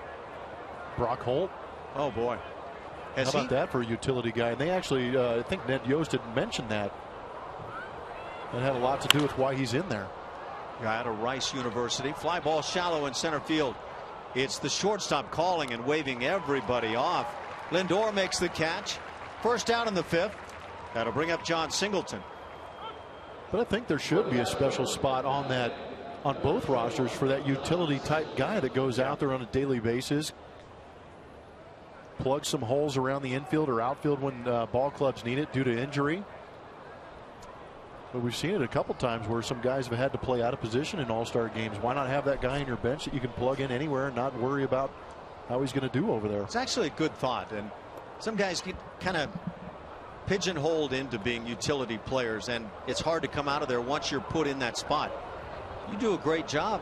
That's your role, and if you're among the very best, maybe there should be one spot on the club that makes it from that position. I am all for it. John Singleton lined one to left field deep back at the wall as he flew out in the 3rd inning. By the way, Jose Altuve, the first Astro starter via the fan vote since Lance Berkman did it, that in 2008. So that's also a huge congratulations to Jose.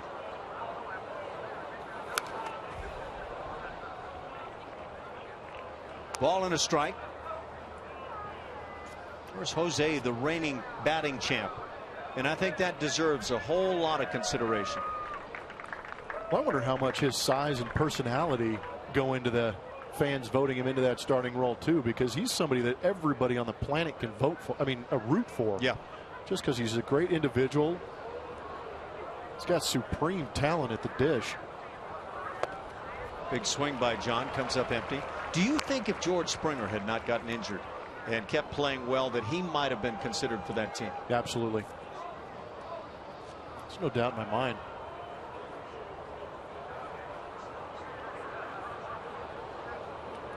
One out here in the 5th inning, 1-0 Indians.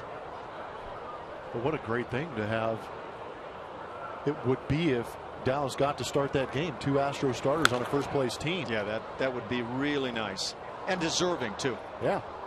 And that is not at all to say that there aren't other pitchers that deserve that chance to be the opening pitcher for the American League. Chris Sale, certainly another one. Well, Chris Archer, David Price, I mean, these guys, you're really not going to go wrong with anybody that you have. You know, I mentioned that American League Central with obviously the teams that play there. I mentioned the Tigers. Chris Sale from Chicago, the White Sox. I don't know that anybody deserves more consideration than him. Half swing, the appeal, and the fist goes up. That'll be a strikeout of Singleton. That's 5 now for Kluber. 2 down in the 5th inning. And the 9-hitter Alex Presley comes to the plate. Another curveball, another strikeout.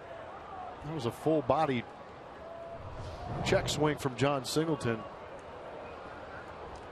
It's almost looked like that time where you say, I'm going to get a breaking ball right here. You recognize it out of the hand, but you just swing before you actually see it. Presley grounded to second. That in the 3rd inning. Yeah, I wonder if you polled American League hitters and said, what starter in the league has the filthiest stuff? What answer you might get. This pitch might be considered. Holds it on the bottom of that horseshoe and yanks it. A lot of guys try to get the 4 large seams to roll over to create maybe the biggest curveball they can get.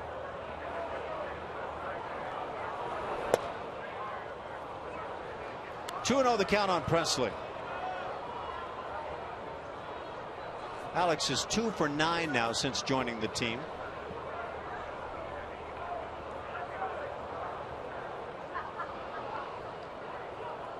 By the way, it's also the first year for the Astros that they'll have 2 All-Stars since 2009. Hunter Pence and your buddy Miguel Tejada. Miggy.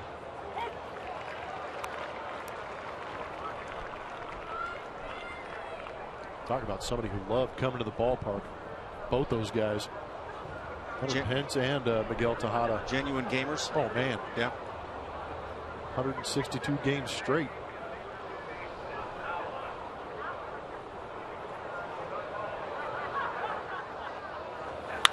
Line shot. That's a knock. Hit number 3 for Houston. Stopping at second is Hank Conger. So the Astros have a pair aboard for the first time tonight as Jose Altuve comes to the plate. It's a good time for some 2-out lining from the Astros. Presley doing a good job on this fastball up in the zone. Up and out of the zone. Able to get on top of it and line it into center field. Now you've got the top of the lineup coming up, and Altuve's got good numbers with runners in scoring position. 0 for 2 on the night is Jose Altuve. Saw something there from Alex Presley, looking around to the outfield, checking out where guys are playing, recognizing the arms. You're always trying to be aware as a base runner.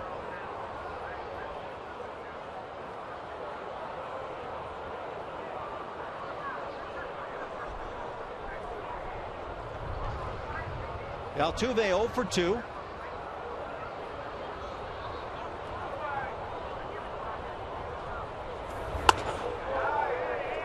That heater sails up and in. Kluber's fallen behind in a couple of these counts in this inning, making him labor a little bit. Altuve hitting .346 with runners in scoring position, and with runners in scoring position and 2 outs, he's hitting .250. Still a good number. 2 hits last night, easily picked up the 14th of that 14-game hitting streak. It's 1-1 on Jose. Kluber has been behind on all 5 batters this inning. That 14-game hitting streak by Altuve matches his career high set last year. Oh, he'd love to fly on by that mark.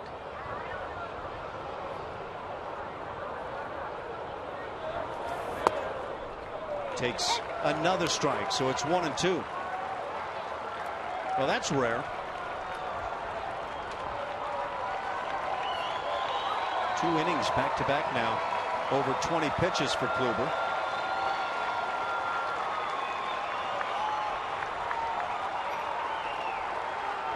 This is certainly one of those guys you'd like to get out of the game as early as possible. Ground ball to third. And going to the bag for the out is Urshela, and that'll do it. So Altuve comes to the plate with a pair aboard and can't come through. Book your low fare right now at southwest.com. And brought to you by Jack in the Box. Try the new Double Jack today, only at Jack in the Box.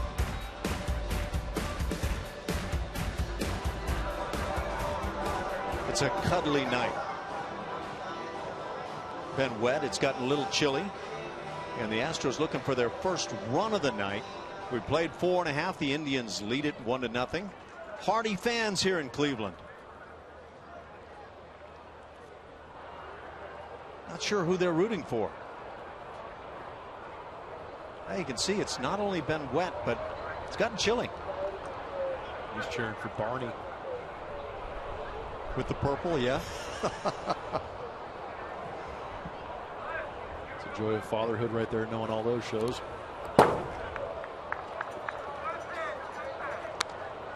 Yeah, if I tried to chime in and say, yeah, it's been very recently for me, not sure many would buy into that. Giovanni Urshela rather leads it off. Popcorn, I mean cotton candy, where's that been? Man, that's what I'm talking about. Selfie time. Fastball blown by. 1-1 the count. Urshela 0 for 1 on the night. Oh, that's precious. Good times. Sticky can make me insane, but children, they couldn't care less. 1-2 the count. As a kid, you just don't have the concept yet. You just know that it tastes good and it's going to make you freak out in about a half an hour. Kids are aware of that second half? Oh, man, are they? Yeah? I swear my girls know. I thought it was the parents who were the only folks who were aware of that point. My daughters know full well. Hit in the air down the right field side. Tucker coming on into foul territory. He'll make the catch. And out number 1 here in the 5th inning. Oh, quite a matchup of right-handers this evening. Really is. Vince Velasquez stepping up. But again, we really shouldn't be shocked. Nothing to take away from Vince Velasquez and what he's doing, but the Cleveland Indians offense doesn't really pick up Corey Kluber. We see the numbers for Corey, fantastic on the year. The win-loss record at 3-9 makes you wonder what's going on, and it's the runs per game in support. It was at 2.43 coming into this game and dropping. I think I said 6 consecutive starts for Kluber without a W. So he's no doubt feeling it. Make that 7 in a row for Kluber without a win.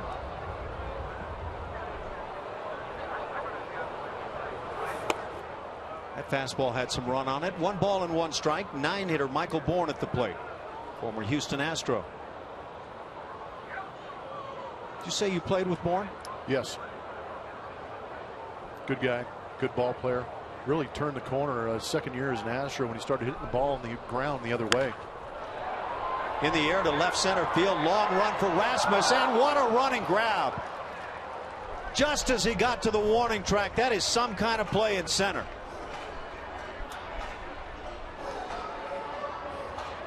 Those might be the toughest because you get kind of caught in between. Do I lay out for this or do I just continue to run? But how about Colby Rasmus getting a good jump, running to that spot, not giving up on it, and at the last second throwing the leather out there to snag it. It was a great play. Now, we've talked about the 3 center fielders the Astros have. Of course, George Springer now is on the DL. But Colby Rasmus and Jake Marisnick can really go. And Jake Marisnick, I don't know, might be as good as anybody in the league right now. Now, there'd be a lot of people saying that. A couple of them up there in Boston also.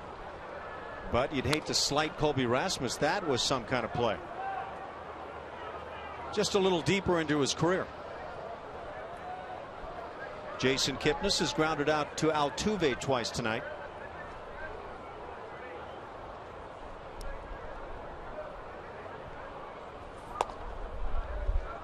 LA Angels are in Colorado. It's 4-0 Angels on top. They just keep on winning. They're just in the 2nd inning. They got 3 runs in the first as Albert Pujols slammed another home run. His 26th of the year to lead the American League. How about that figure? That is pretty good. He's actually declared that he is going to be in the home run derby. Good for him. Over the All-Star break. Yeah, I agree. Probably put on a show in Cincinnati. Place is a great place to hit home runs. That's his 546th career home run, 2 shy of Mike Schmidt. Wow. Yeah. Starting to encroach on some big names, but he's also helping those Angels in that AL West standing. Just quietly lingering behind the Astros. 2-out walk to the leadoff man. Kipnis brings up Francisco Lindor, who is 0 for 2 with a strikeout. You know, last year was not a bad year at all for Albert Pujols. 28 dingers, 105 RBIs, but already 26 home runs and just past the midway point. A lot of Angel fans are saying that's the money that we're spending to see in return. He's got a chance for the first time in his career to hit 50+ home runs. How about that? And how about JD Martinez? Can write Valbuena's name underneath those 2 guys that are tied for 20. Nelson Cruz got off to a very fast start with the long balls and everything this year. He's slowed down, but 21 dingers, nothing to be ashamed about right now.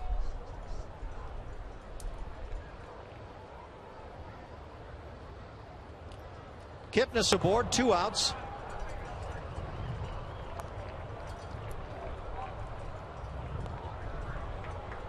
Lindor hitting .210.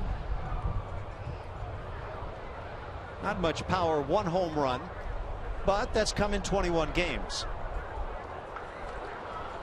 Kind of curious if Kipnis is going to take off here with 2 outs. Look back at that last pitch. Thought it was a pretty good spot. Boy, that is a pure strike right there. I mean, that caught a lot of plate. Kipnis has 10 stolen bases, caught 5 times though. Popped up shallow into center field just a bit, and now back on the infield with that wind blowing. Altuve eventually makes the play and takes a seat in the process. For the Indians, they fail in the 5th but lead it 1-0. The Astros in the top of the 6th. Join the Astros at Minute Maid Park on Saturday, July 18th for 80s night. The team will be wearing throwback uniforms, and 10,000 fans will receive a Nolan Ryan replica rainbow jersey presented by Nolan Ryan Beef. For more information, visit Astros.com or call 1-877-9-ASTROS. You know what we need to get is throwback replica rainbow jersey ties. Oh, that would be nice. That would actually be pretty slick, huh? Could wear those while eating the Sour Patch Kids. Yeah, blend right in. You could just perfect. A couple of them, just fall out. You never know. Green, you might have to throw green away, but yeah, otherwise really good. Preston Tucker is 1 for 2. Has one of the 3 Houston hits. Corey Kluber has been quite stingy. He's struck out 5.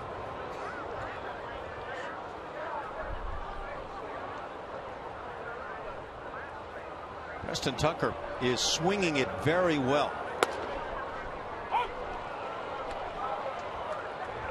Kluber just changes the speeds and the direction of the run.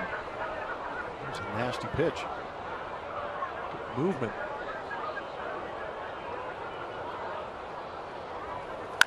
Breaking ball rammed to right center field. That's in the gap, but not for long as Michael Bourne runs it down. And the first down in the 6th inning, and that's a huge one for Kluber. Yeah, that could have been a leadoff extra base hit for Preston Tucker. Been swinging the bat extremely well. Got a hanging cutter, it looked like, but Michael Bourne, a little bit of retribution for what happened to him earlier when Colby Rasmus ran down his fly ball. Look where that ball started in the gap and the ground made up by Bourne. He is quick. Tell you what, you get your leadoff double at the very least right there. And a great shot for the Astros to get even in this game. Instead, one huge out as Carlos Correa comes to the plate.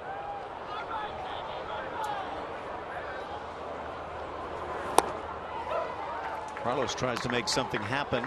Jack in the Box is going to take us inside the box score. Talked about working that inner third on Carlos Correa. You can see the numbers pretty good. How about down and away, up and away?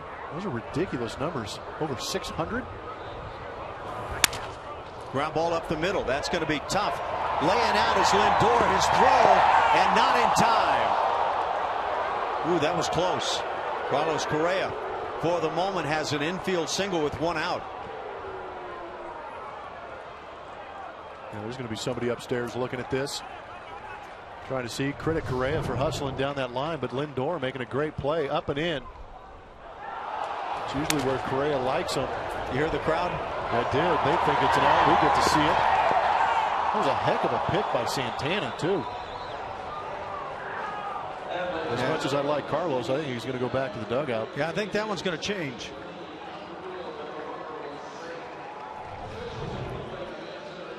That was my feeling watching the play with the naked eye. You really can't see it here from this distance, but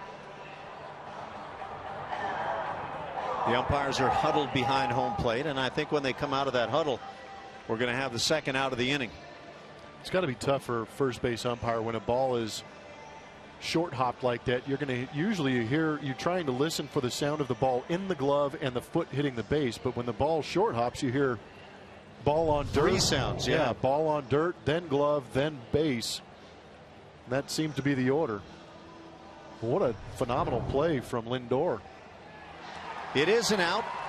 So the hit is taken away from Correa. 2 down in the 6th inning. And Carlos acted like a guy who might have known that was coming.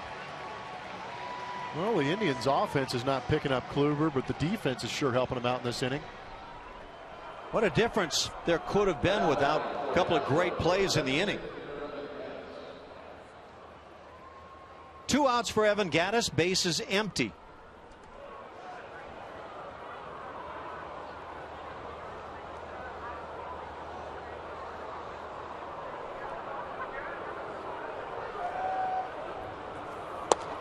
Takes a strike.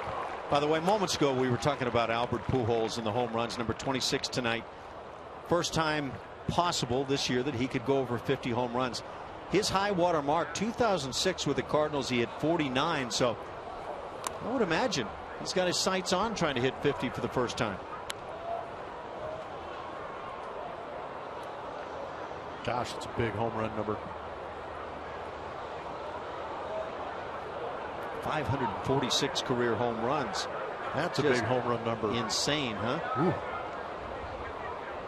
Then you start talking about Mike Schmidt. Line shot to center field. What an inning that could have been. Second hit for Gattis. Fourth for the Astros. It seems like sometimes that Evan Gattis is really mad at the baseball. Stays through it well, doesn't he? Man, just jumps off his bat.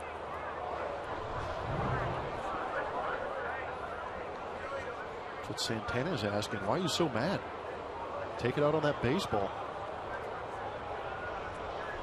What is the usual conversation down at first base? Wow, really good swing.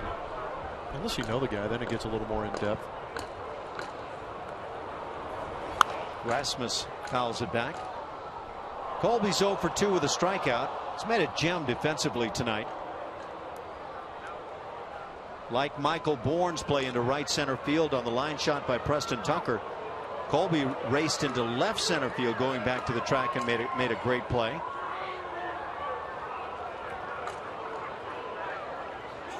Yeah, you never know how an inning plays out, but this inning had a chance.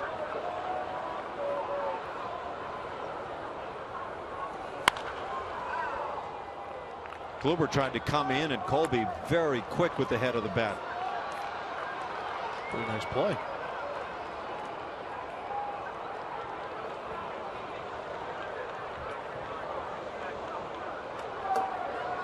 The Astros start the night leading over the Angels. 3.5 games. Angels lead over Colorado early on 4-0.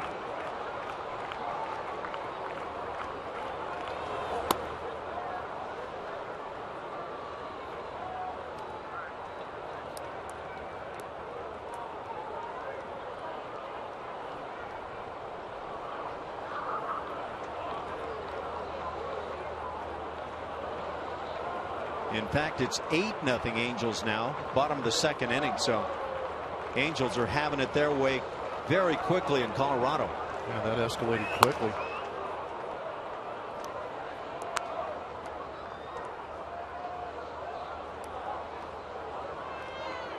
Matt Joyce is homered, his 5th. We mentioned Pujols number 26. Mike Trout number 22.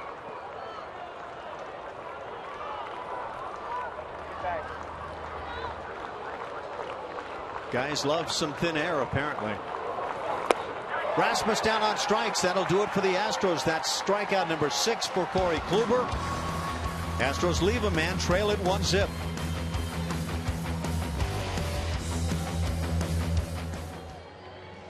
Astros win, you win. Every time the Astros win on a Tuesday, you get 50% off your pizza order on Wednesday at Papa John's. Use promo code Astros at papajohns.com. Hey, guess what? I found a new spot to sit at this ballpark. It's the Dugout Suites. It's a great view. And I found some Astros fans, of course. Here in Cleveland, there's Astros fans. This is Leo. This is Tom from the Katy area, Humble.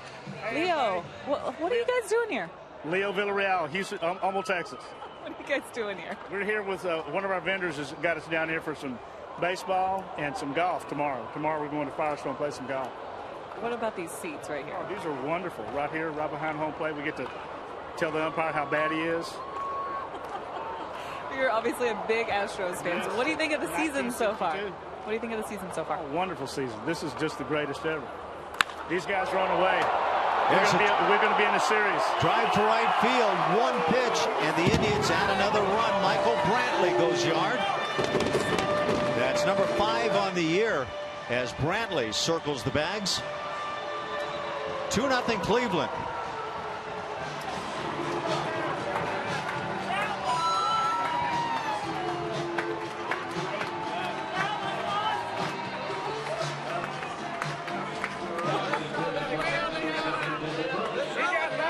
He got lucky. He just got lucky, that's all. These guys are going to let you have it. You know that, right? Do what? I didn't hear. They're letting you have it back there. Oh, they are. That's all right. Hey, the Astros are going to be fine. Believe me, they're going to be fine. These guys are looking really good. Future's wonderful. I'm thinking World Series here. Pretty quick, guys. Leo's calling it. You guys enjoy your seats, guys. I'm going to sit it up to you in the booth. Thanks and enjoy, guys. David Murphy, the cleanup man at the plate. So 2-0 Cleveland. So we've got some nasty looking clouds overhead. Getting dark, it's becoming difficult to tell what is above, but we've seen some foul looking stuff coming our way. Murphy had an RBI double in the first inning. So he drove in the other Cleveland run. That happened early. Velasquez has been really good, but Corey Kluber has been locked down.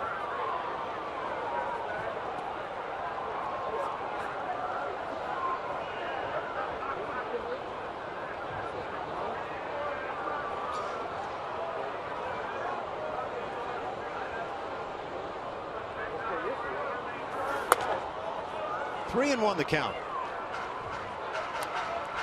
Velasquez has walked one. That was Kipnis with 2 outs in the 5th inning. You have to say, though, this has been an impressive performance by Vince Velasquez. I think he's been pitching well. It's just tough how the rotation lines up sometimes. You go up against a guy like Corey Kluber in his home park. Second walk, Murphy aboard for Yan Gomes. I would imagine Brent Strom, despite the walk right there and the home run to start the inning, has to feel like, boy, this young man is picking it up quickly and could fit in very nicely. No, you want to see guys make adjustments, and I think Vince Velasquez, compared to the first 3 starts, the last 3 starts, has shown improvement. We had heard a lot about the fastball. It was a little erratic early on, but those last 3 starts, he's done a good job starting guys off with fastballs in the strike zone. Ground ball back to the mound. Could be 2. On to Altuve and back to Singleton. They get the double play. 1-4-3. So Murphy erased 2 down in the inning. And now Brandon Moss comes to the plate with the bases empty. Well, how about the first pitch breaking ball? Good pitch by Vince Velasquez, keeping his composure after a home run and a walk. How about the PFP? Yeah, player position too, not bad.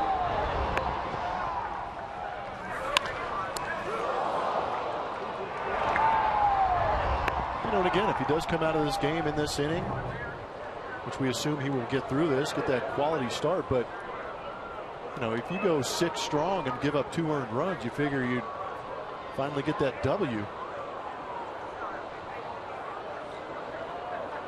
Brandon Moss has struck out twice. Yeah, the assignment for a starting pitcher is not the same as it was 30+ years ago, where you tried to go 9 innings. But now it's go as deep as you can, as best as possible. And quality starts. I don't know if everybody in the game agrees that 6 and 3, the way they have it set up, is the best figure. But as it stands, you go 6 and allow less than 3 runs, or 3 or less, and you've done a real nice job for your club.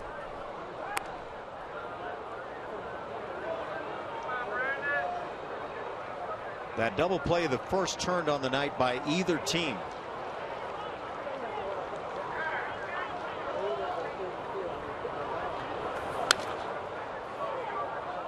One and 2 now on Moss.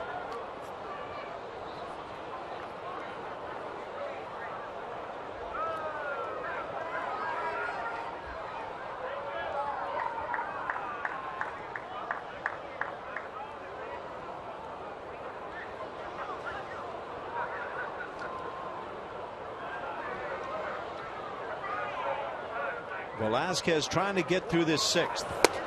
Good fastball up and in. 3rd time he strikes out Brandon Moss. That'll do it for the Indians. But they get a run on the home run by Michael Brantley. And after 5.5, lead it 2-0. pitching matchup presented by Chevron. Care for your car. Dan Straley getting a second shot at trying to get into that 5th position in that rotation for the Houston Astros. Got roughed up a little bit out there in Boston, but so did a lot of other pitchers in that Astros uniform. Going up against Trevor Bauer, drafted by the Diamondbacks, traded to the Indians. He's got about 7 pitches that he can come at you with. One of the more unique pitchers in all of baseball.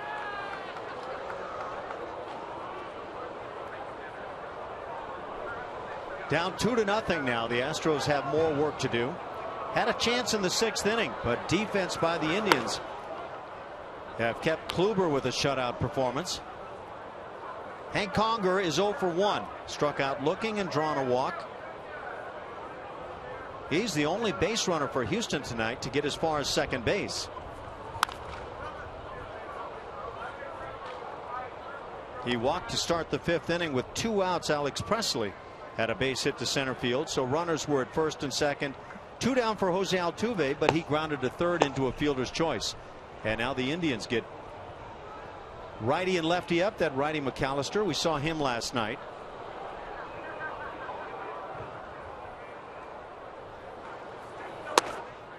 Two and one the count. 90.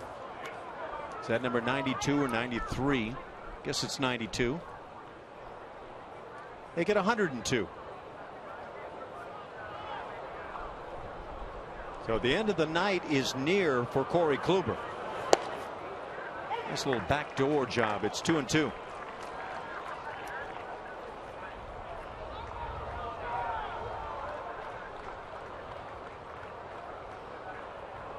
Just to mention Dallas Keuchel once again last night picking up the W. His 11th on the year. Dallas Keuchel 11-3. Little tapper towards shortstop. This is going to be tough. Lindor with the play and not in time. And I think that one's going to stand. That shift bites the Indians on that ground ball. Make that Urshela with the play on the left side. Yeah, we've seen some shifts that are that drastic. They'll move the third baseman to the right side of the infield and keep the shortstop at short, possibly for situations like this. This is a tough play for a natural third baseman to come charging in this far and throwing against their body. But again, base hits not easy to come by for Houston Astros, and Conger legging it out. That is a painful hit, apparently. I don't know if that's painful or if he's sucking wind. Grinding hard down the line. Leadoff single brings up Marwin Gonzalez. He struck out and popped out. Now we're in the 7th inning. Of course, the Astros have had a lot of success this year from the 7th on. Infield shallows up for the double play. Watch her shallow one more time on this play. Just a long way to go.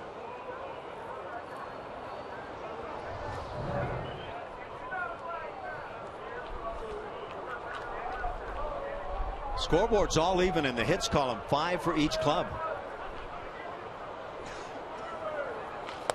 The Astros without an extra base hit, though, and the Indians have a pair, each of them driving in runs. The double by David Murphy with 2 outs in the 1st, and the home run leading off by Michael Brantley in the 6th inning.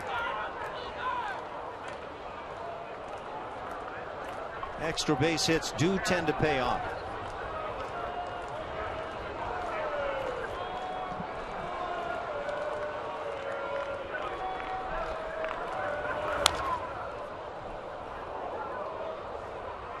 Marwin came very close earlier in the game to picking up an extra base hit, lining one down the right field side, just missing the line. All the breaks they were getting yesterday, they're not getting today. Good defensive plays, Michael Bourne and Lindor. And like you said, that foul ball just barely foul.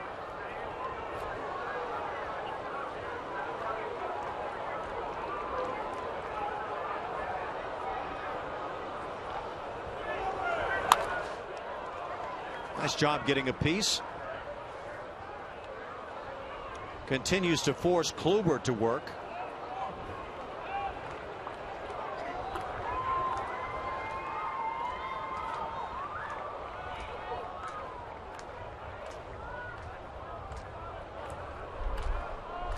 Well, you'd think it was April 1st. It's gotten chilly. I don't know if it's, well, we'd have to ask Julie if it's gotten that chilly. In that case, I guess the answer would be yes. Yeah, we all know that instant answer.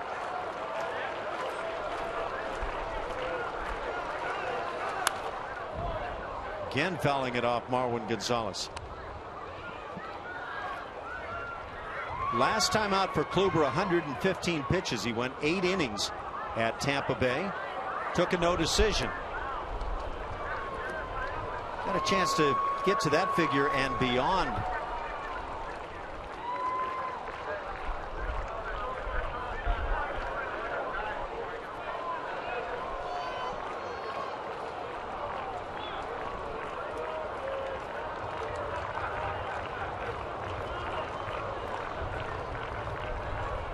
The Indians have lost 3 straight, so the wins have been hard to come by for this club.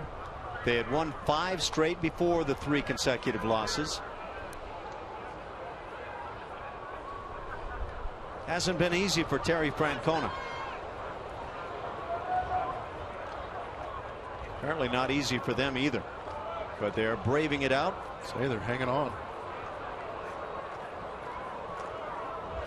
They're going to hang on with Sloopy, apparently. That's what they do here. That was a good one. That's Julia's favorite song, I think, isn't it? Little tapper back toward the mound. Kluber makes a nice play and gets the lead out. That's all they'll get as they get Conger at second base. Not a great throw, but good enough to get the out. That was a pretty good play by Kluber. That ball gets by him. Who knows what happens? Might turn into an infield hit for Marwin Gonzalez, but did a good job of picking that backhand short hop. Nope, no hesitation on that throw at all. 1 out, runner at first base. That's Marwin Gonzalez. Yeah, you'd have to say really nice by Kluber, and Lindor helps at second base there to pick up an out. This is the pitching coach, Mickey Callaway, out there. Left-handed bat of John Singleton at the plate. 111 pitches for Kluber. No stranger to throwing a lot of pitches and going deep into ball games. 235 1/3 innings, I think, last year.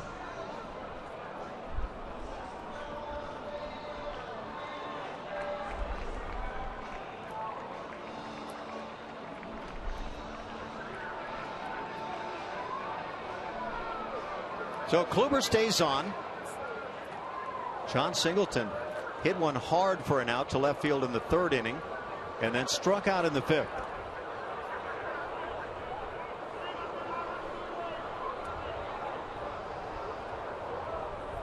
That 115 pitches last time out by Kluber, the most he's thrown this year. He's also been to 113 and right around that figure, a couple of times 112. Half swing on the high heater. See that 113 pitch game against St. Louis where he struck out 18. It's not bad. 5 times he's been in double digits with strikeouts. Go right back to his 2nd outing of the year. That against the Tigers, he got 10.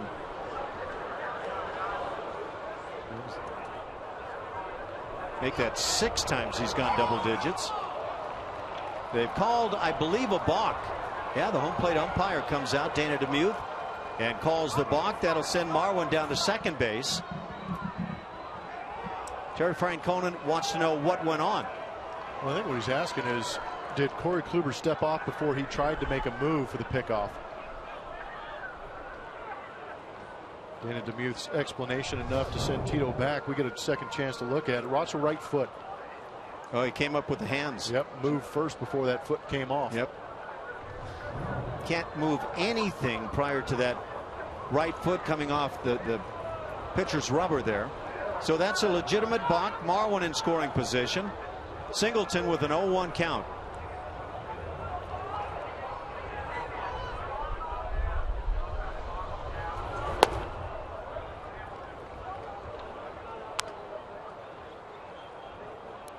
That kind of almost has that feel of a late September game, maybe an April game. Get that playoff weather going.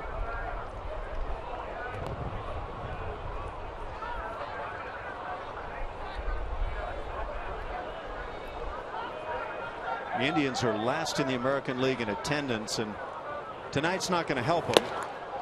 Fastball at 93. It's 1-2. And that might have been the pitch to hit in this at bat. Good fastball away where John could get extended on it. Just missed it. The Indians lead the all-time series 21-15 against Houston. Last year, the Tribe took 5 of 7. 2013, 6 of 7. Big strikeout. Second out here in the 7th inning, and now the 9-hitter, Alex Presley, comes to the plate. Looking for games on certain days of the week with giveaways, favorite rivalries, or maybe a little of each. With the Astros 14-game flex plan, you get to pick the games and seat locations that work best for you.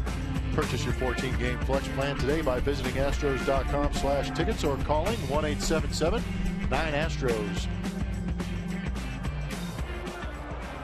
Presley owns one of the Houston hits tonight. Had a single in the 5th inning, lining one to center field.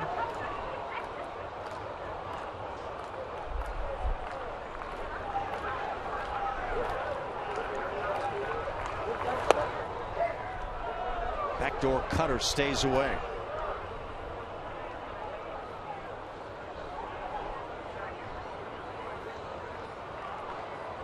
You know, we were talking about Jeff Bagwell in that club record 7 RBI game he had on this date, 1982. Don Sutton, as an Astro, picked up his 250th career win on his way to the Hall of Fame.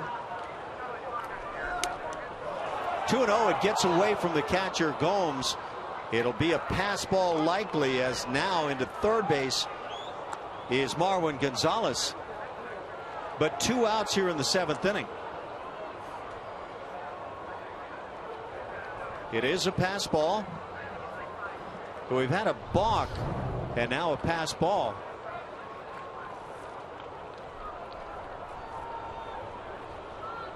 A little too much cut. Man, if you're the Astros, if you could sneak this run across, cut that lead in half, that would be huge, because you would have got to imagine this is Kluber's last inning. Although the Indian bullpen is not too shabby this year either.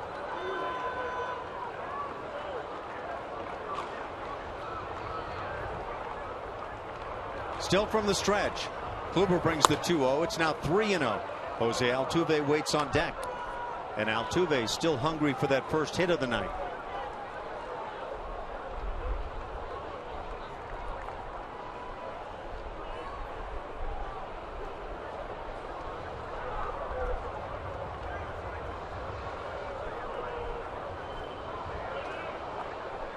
Green light for Presley. Maybe not. Doesn't matter. It's ball 4. That's the first. Make that second walk by Kluber, and that's going to do it. Terry Francona's coming out. So with that pitch count at 119 now, Francona says that's enough. He will go to his bullpen as Altuve will come to the plate. Runners at first and third, and the Astros trailing it 2-0 here in the 7th.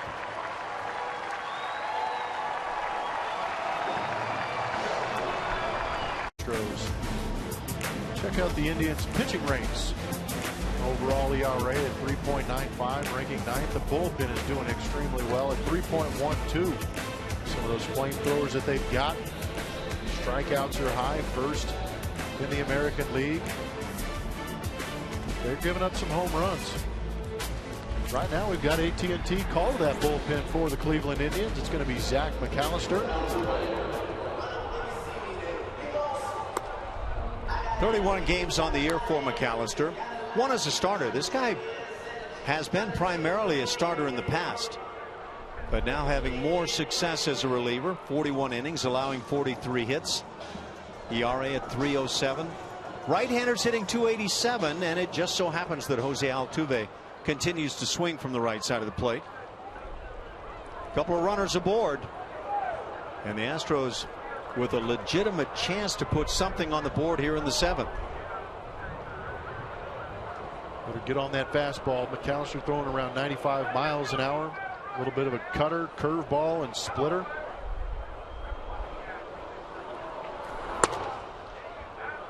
Drops it down to 90 on this one.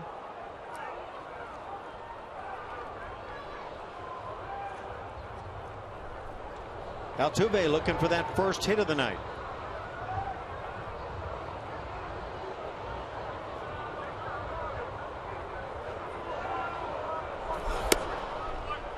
Jose's been taking some strikes the last couple of at-bats. McAllister pitched one scoreless inning last night, a couple of strikeouts.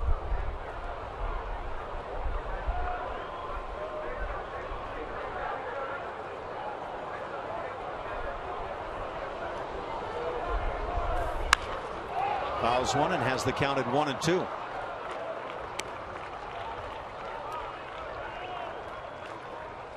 Jose doesn't have huge career numbers against the Indians. He's a .272 lifetime hitter. Does have a home run, 3 doubles, a couple of triples. In his 22nd game lifetime against Cleveland.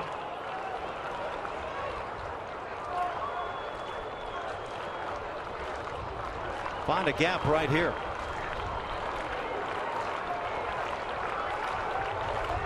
That's what AJ's hoping for.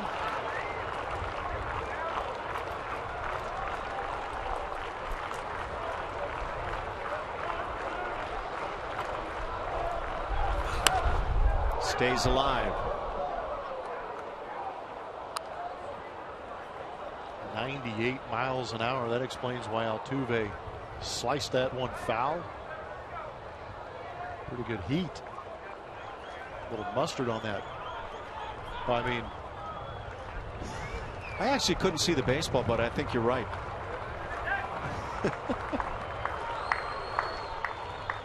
One and two on Jose. Runner goes from first, pitch in the dirt.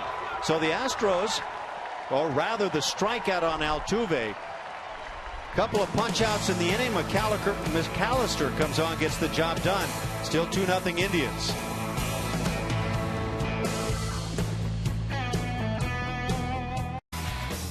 Warner Brooklyn drafted and played for the Dodgers. Am I allowed to offer a guess? Out there. I would make my guess at Bob Aspromonte. One of the really outstanding players. It is Aspro. That is a phenomenal guess. Well, I don't know if that really was, but yeah, Aspro was a heck of a player, and his brother played the big leagues. Ken Aspromonte, also a major league manager. Got some good Twitter responses on that. Some people are on the ball when we play this game. Name that Astro. There's that old lid with the jersey you may have worn, Ash. Mixing it up a little bit. Oh, definitely wore that. Never wore that lid, though. Indians lead it 2-0. To the bottom of the 7th inning we go. And Vince Velasquez still out there. Any chance AJ's trying to throw him back out there to have him get through this inning and maybe the Astros explode for 3 runs and get that W for the young man? Yeah, that's intriguing. Poor kid's gone without a decision for 5 straight. Would you alter your way of thinking because of that? I'm not too sure. Or maybe he's pitching so well, even at 98 pitches, that you keep putting him out there. He is pitching well. And we've talked about that inability to get a decision. He's not the only guy that's done that. Pitch fouled back. Hideo Nomo's on a list of 3 others that went out there their first 5 career starts with no decision. Nomo did it in 1995. He was a pretty darn good one. Mark Valdez and Chris Brock, the other 2. No pitcher has started their first 6 career games without a decision. Velasquez, if this offense can't get anything going tonight, is in danger of his first decision. But a really good outing. Sure is. First inning run on a double by David Murphy, a 6th inning run, home run by Michael Brantley. That's been it.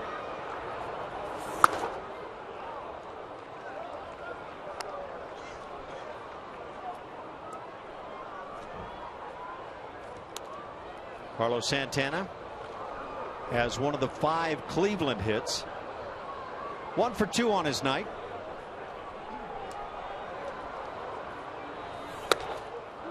By the way, Jose Altuve trying to pick up that 15th game in terms of hitting streak. 0 for 4 on the night.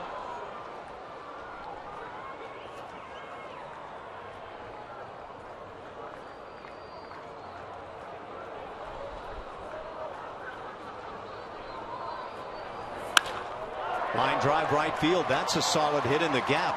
Cut off by Tucker. He'll hold it to a single. Second hit for Santana. It comes leading off the 7th inning and brings up the 8-hitter Giovanni Urshela.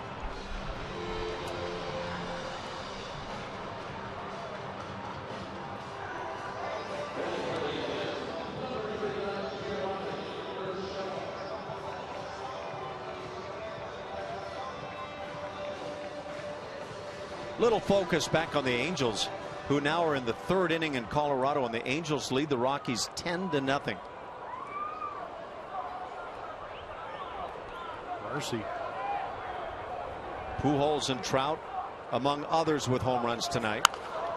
Ground ball to 3rd. Tough play. Marwin throws to 1st, and a perfect throw on the run. How about that, Jim?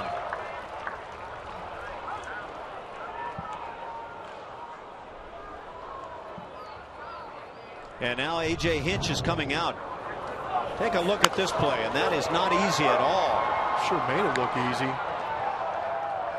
All in about 1, maybe 2 steps. Watch him when he catches this backhand on the short on 1, 2, and he's getting rid of that pretty quick and on the money. You know, he's got a really good throwing arm. 1 out. That does it for Vince Velasquez. A.J. Hinch goes to the bullpen. Astros down 2-0.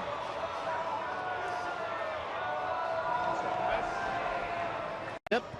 31-year-old left-hander comes on now. It's his 34th appearance on the year. Numbers are pretty good. 3.26 the ERA. He's been roughed up a bit recently. Left-handers hitting just .216 against him, and he will face Michael Bourne to start things here. 1 out with a man aboard. We got time now for the what a burger, what a play. Earlier in the ball game, ex-Astros center fielder Michael Bourne making a bid for a double or extra bases hit in that left center field gap. But Colby Rasmus, the current Astro center fielder, chasing that one down, making a great play to pick up his pitcher. But Michael Bourne had a chance to return the favor to Preston Tucker, ranging far to his left in that right center field gap. Good closing speed and makes that grab. Picking up his pitcher, Corey Kluber. So some good defense behind both pitchers tonight in center field. So Sip comes on to face the left-handed bat. Jason Kipnis is on deck. He also bats left-handed. Little half swing going through is Michael Bourne. Bourne's been dealt with very roughly tonight. A couple of line drives, a couple of great plays against him. One of those really just kind of a tough play by Preston Tucker in right field on the line shot. 1-1. Good looking breaking ball. Tony Sipp, of course, now in his 2nd year with the Astros. Put up some rather phenomenal numbers last year. 50 innings, allowed just 28 hits. 2-1.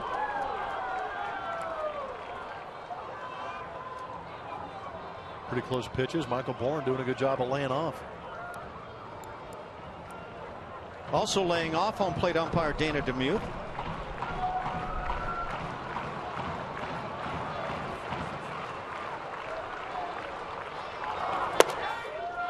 And now taking a strike. It's 2-2 on Bourne.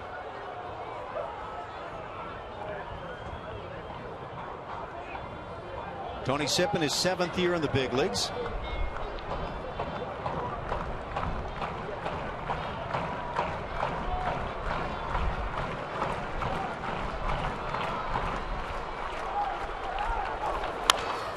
Brings the heat, gets the pop-up on the left side.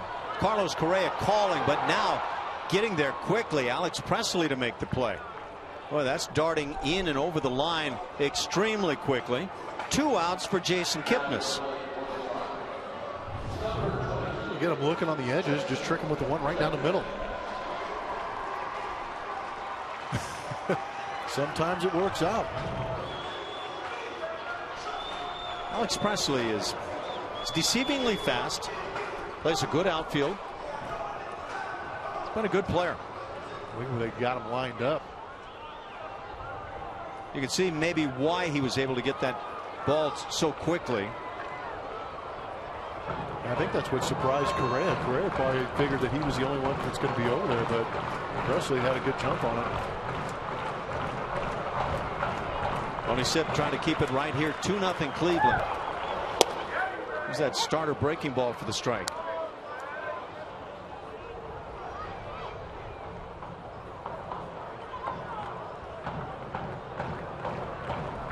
This guy's having himself a year.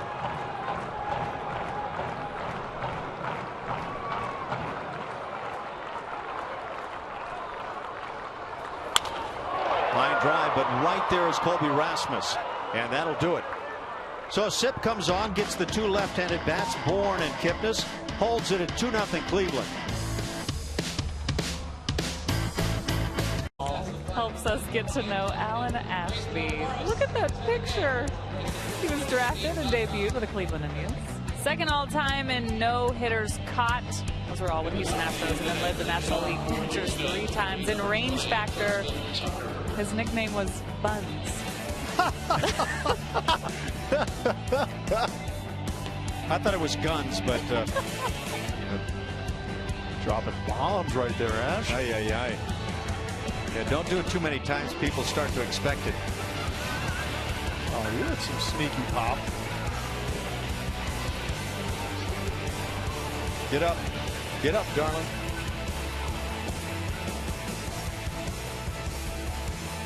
Deceiving speed too. I was a lot slower than I looked. Thanks. Great. Where'd you compile all this from? This is beautiful. Just dropping lasers all over the place.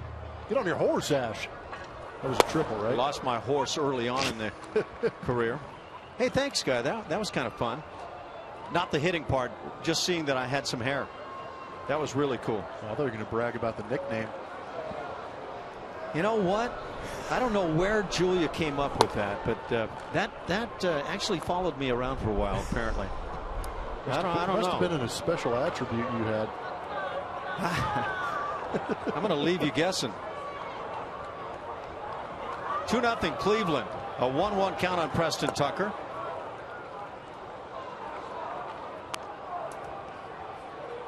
Tucker 1 for 3. Boy, he was robbed in the 6th inning, leading off. Drilled one to the gap in right center field. Quite a play by Michael Bourne to get to it.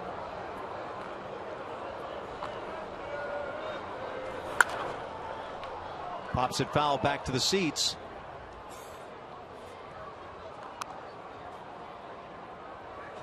Joe Thatcher, the left-hander, and Roberto Hernandez.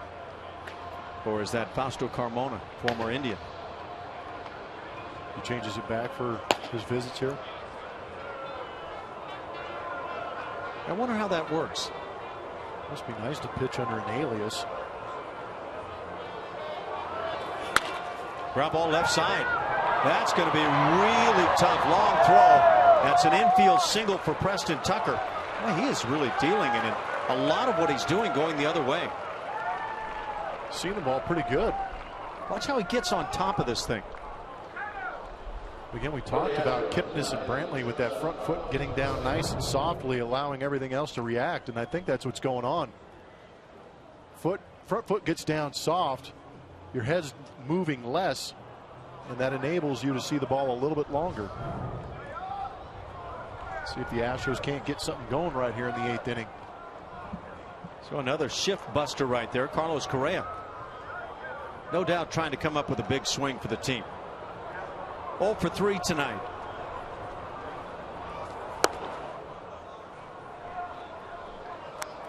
We already know McAllister can flat bring it.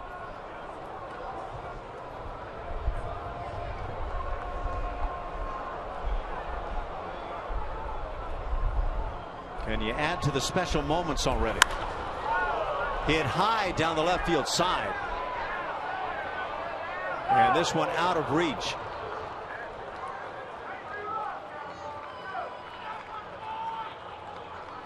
Lindor was trying to get to know the tarp a bit. We're going to get to know more of you. That moss could get pretty messed up. You were way ahead of your time with the moss and the mustache. Yeah, I don't know about ahead of the time, but you're a trailblazer too, in the sense you got traded to the Blue Jays, first trade they ever made. Hey, I'm 1,261st all time in hits. You're saying something. Can you name the 1,260 ahead of you? I've memorized them, but we don't have enough time on the show. Wow. Just below the knees. It's 2-1.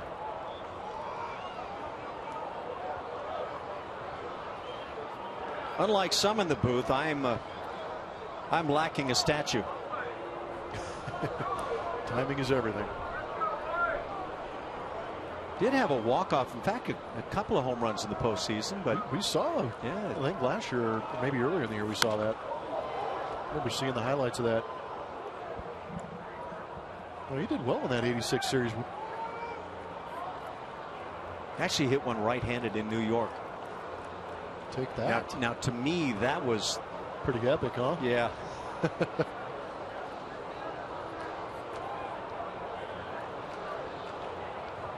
Two and two on Correa.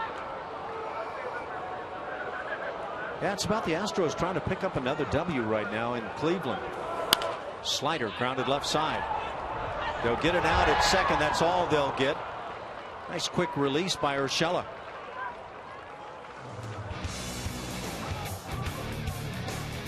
The 1969 draft. Jeff Burrows, #1 overall. J.R. Richard, #2 overall. Drafted in the same round as Bert Blyleven. Gorman Thomas on that list, not Gullett. Probably one of Carl Patterson's favorites with the Reds. Pretty good stuff right there.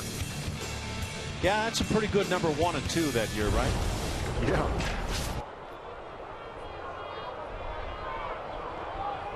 One out for Evan Gattis. So Carlos Correa is 0 for 4 tonight. Still looking for his first hit in Cleveland.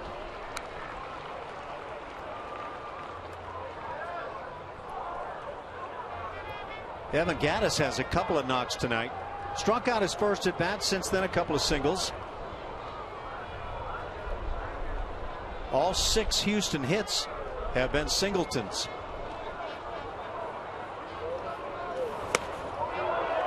Oh, and 2.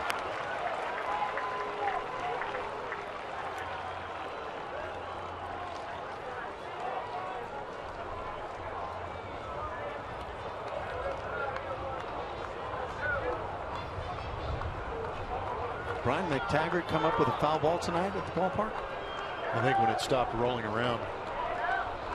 The ball or Brian? Both. Kind of probably met underneath the desk. He actually tweeted out a picture of the dent it left in the press box.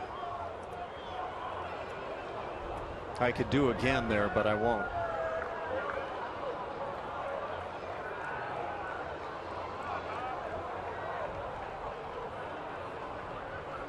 Do you think when you got drafted in 1969 that you'd have a Twitter account?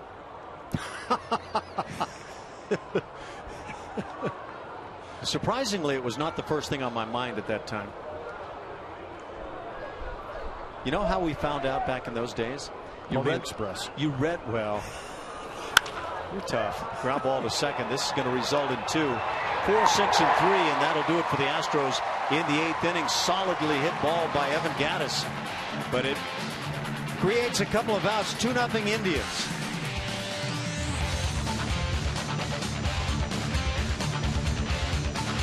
Presented by Southwest Airlines. Book your low fare right now at southwest.com. By Geico, 15 minutes could save you 15% or more on car insurance. Visit us at geico.com or call 1-800-947-AUTO. And by Jack in the Box. Try the new Double Jack today. Only at Jack in the Box. Downtown Cleveland, and you can see Progressive Field over there. We have survived through, I think really what most of us thought was going to be a lot of rain washing things out tonight. There's a lot of concern about double headers or starting this game around 9 o'clock tonight. Astros go to the bullpen once again. Roberto Hernandez comes in.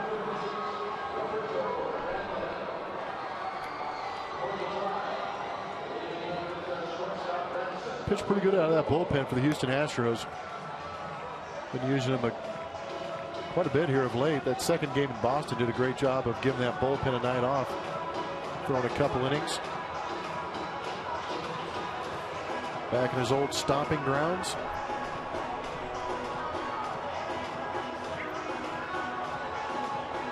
Once upon a time, quite a pitcher for the Indians.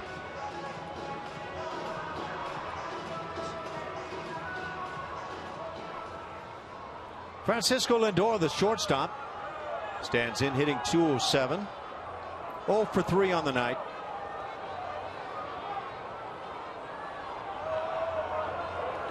Fausto Carmona back in 2007 went 19-8 with the Indians.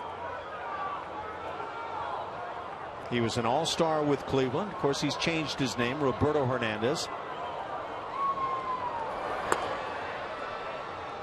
2-0 the count. That pitch was close. Yeah, it was. Good sinker.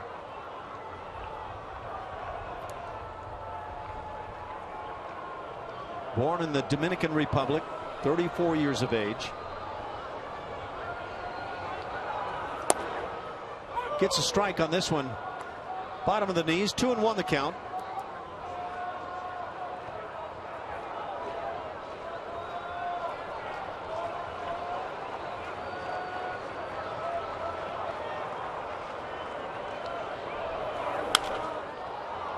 He gets a lot of run and sink on that heater.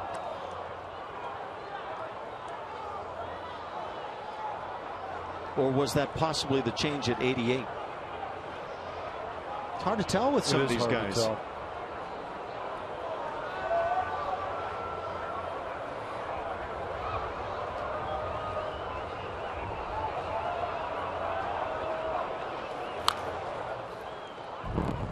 Lindor stays alive. It's 2-2. Yeah, listen to these numbers on Hernandez this year. He made 11 starts for the Astros, went 2-5 and had an ERA of 5.18. Since then, he's gone to the bullpen, pitched in 7 games prior to tonight, an ERA of 1.62. Yeah, very valuable out of the pen. Great play. Altuve from his knees makes the play, and out number 1. We've had some defensive gems this evening. TXU energy powered player of the game is Michael Brantley. 2 for 3 tonight. That home run right there put the Indians up 2-0. That bomb in the bottom of the 6th inning. Minimal damage done to Vince Velasquez. My surprise would be why just number 5 on the year for Brantley. Yeah, seriously. Brantley comes to the plate.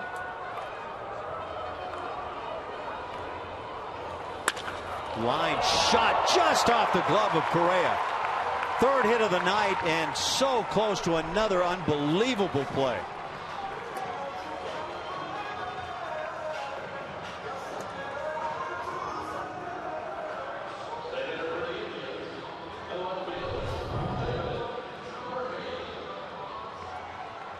Rocket off the bat of Michael Brantley, and wow, just that close to another highlight reel.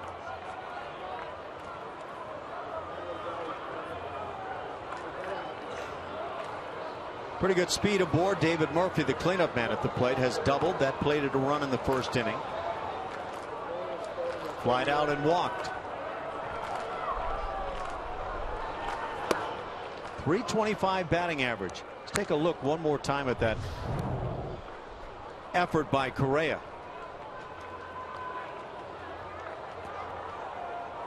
So close. It's about all a man can give.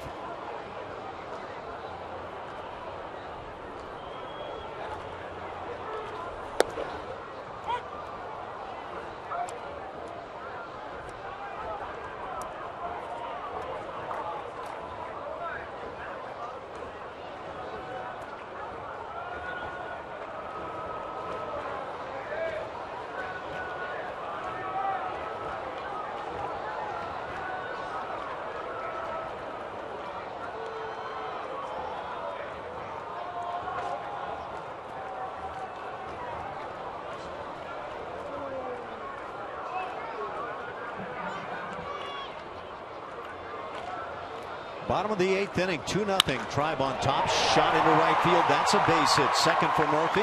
Stopping at second is Michael Bradley.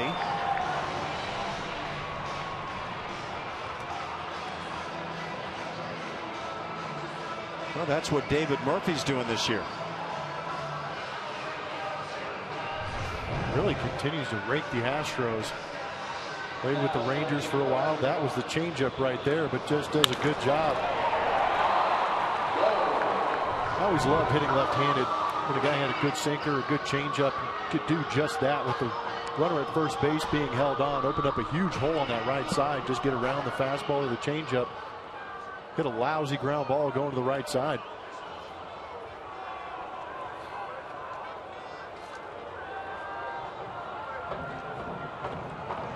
Brian Shaw, the right-hander, getting loose in that pen for Cleveland.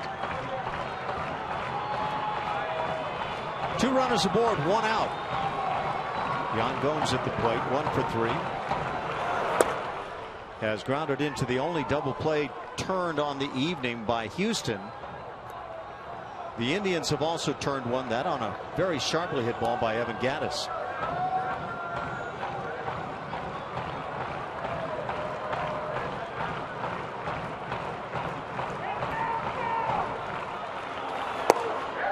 Strike at the knees, 1-1 now.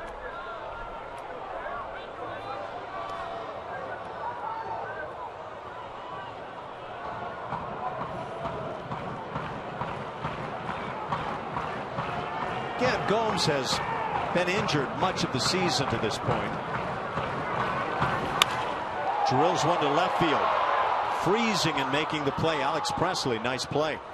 Second out on a line shot.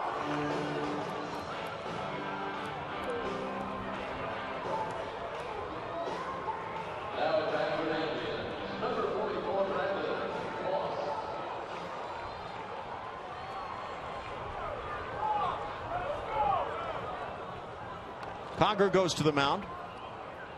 Brandon Moss has struck out all 3 plate appearances tonight.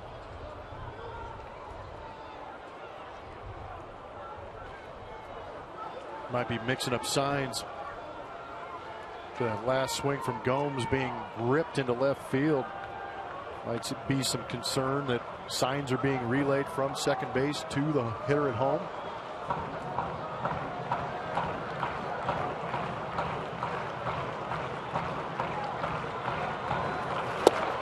Nice changeup for a swing and a miss.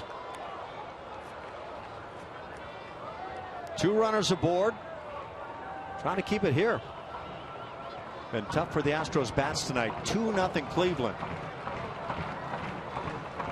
It's kind of similar to what we saw in the Boston series, exploding on that first game of the series and then the second game just disappearing.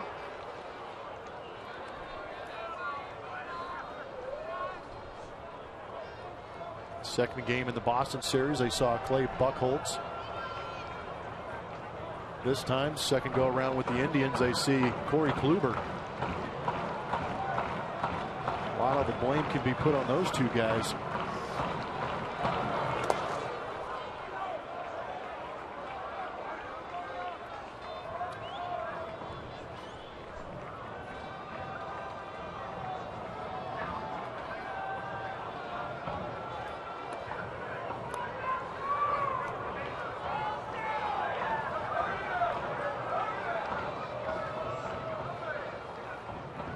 Good time for a changeup.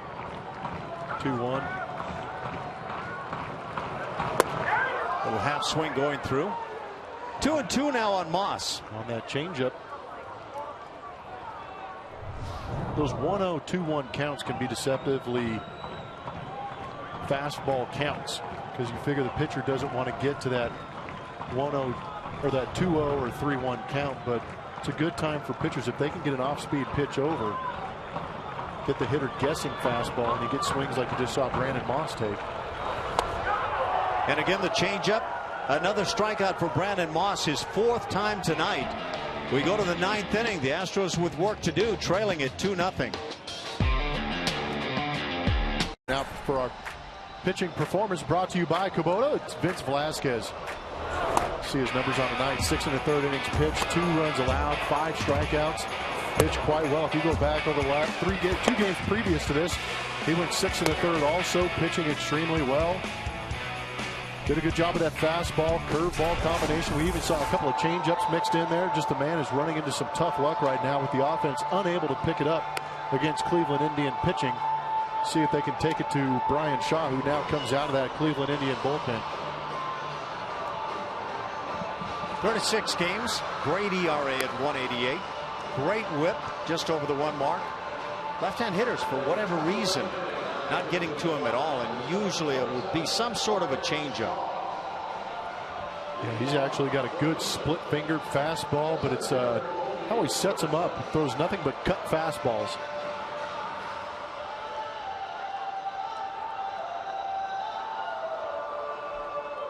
Colby Rasmus leads it off, the 5-hitter.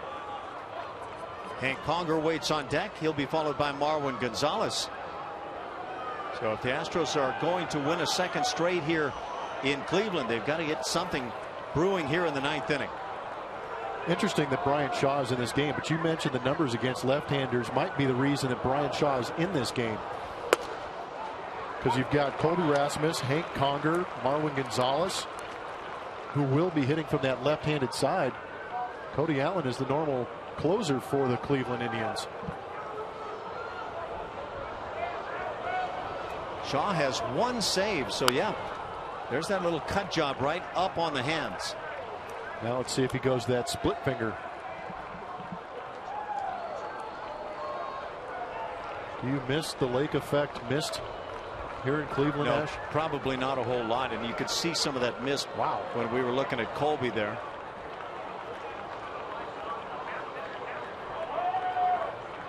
Must have been extra special at Municipal Stadium.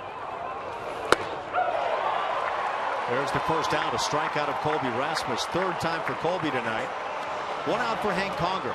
Yeah, the old mistake by the lake. Huh? Couldn't have been that bad. Yeah, you can see that mist coming down. I think there are a lot of people who might disagree with you. You know what? It was my first taste of the big leagues, and I didn't have any complaint. Well, and that was like me coming up with Montreal, playing in the Big O in Montreal. A lot of people complained about it, but it's my first big league ballpark. I could care less. You know, we didn't have a whole lot of fans in those days. Well, that's not put right. A whole lot of fans didn't come out to the ballpark, but there were a lot of people who followed the Cleveland Indians. Conger's 1 for 2. He's also walked. Hits one sharply, but with that shift on the second baseman, Kipnis makes the play. 2 down quickly in the 9th.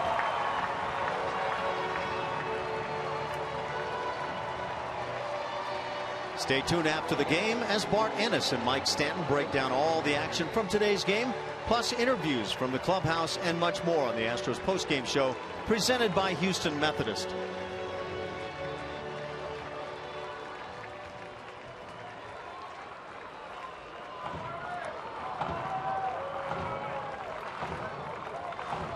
Marwin's 0 for 3 tonight.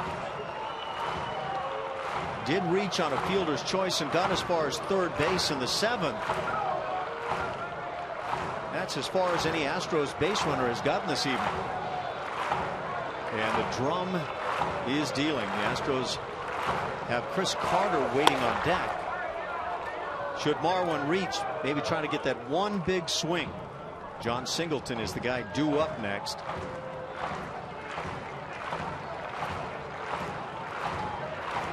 How many years has he been there? Ground ball right side. 2 big hops for Kipnis. And that'll do it. The Indians shut down the Astros and win it 2-0 tonight. Great job by Kluber and bullpen as the Indians even the series at a game apiece.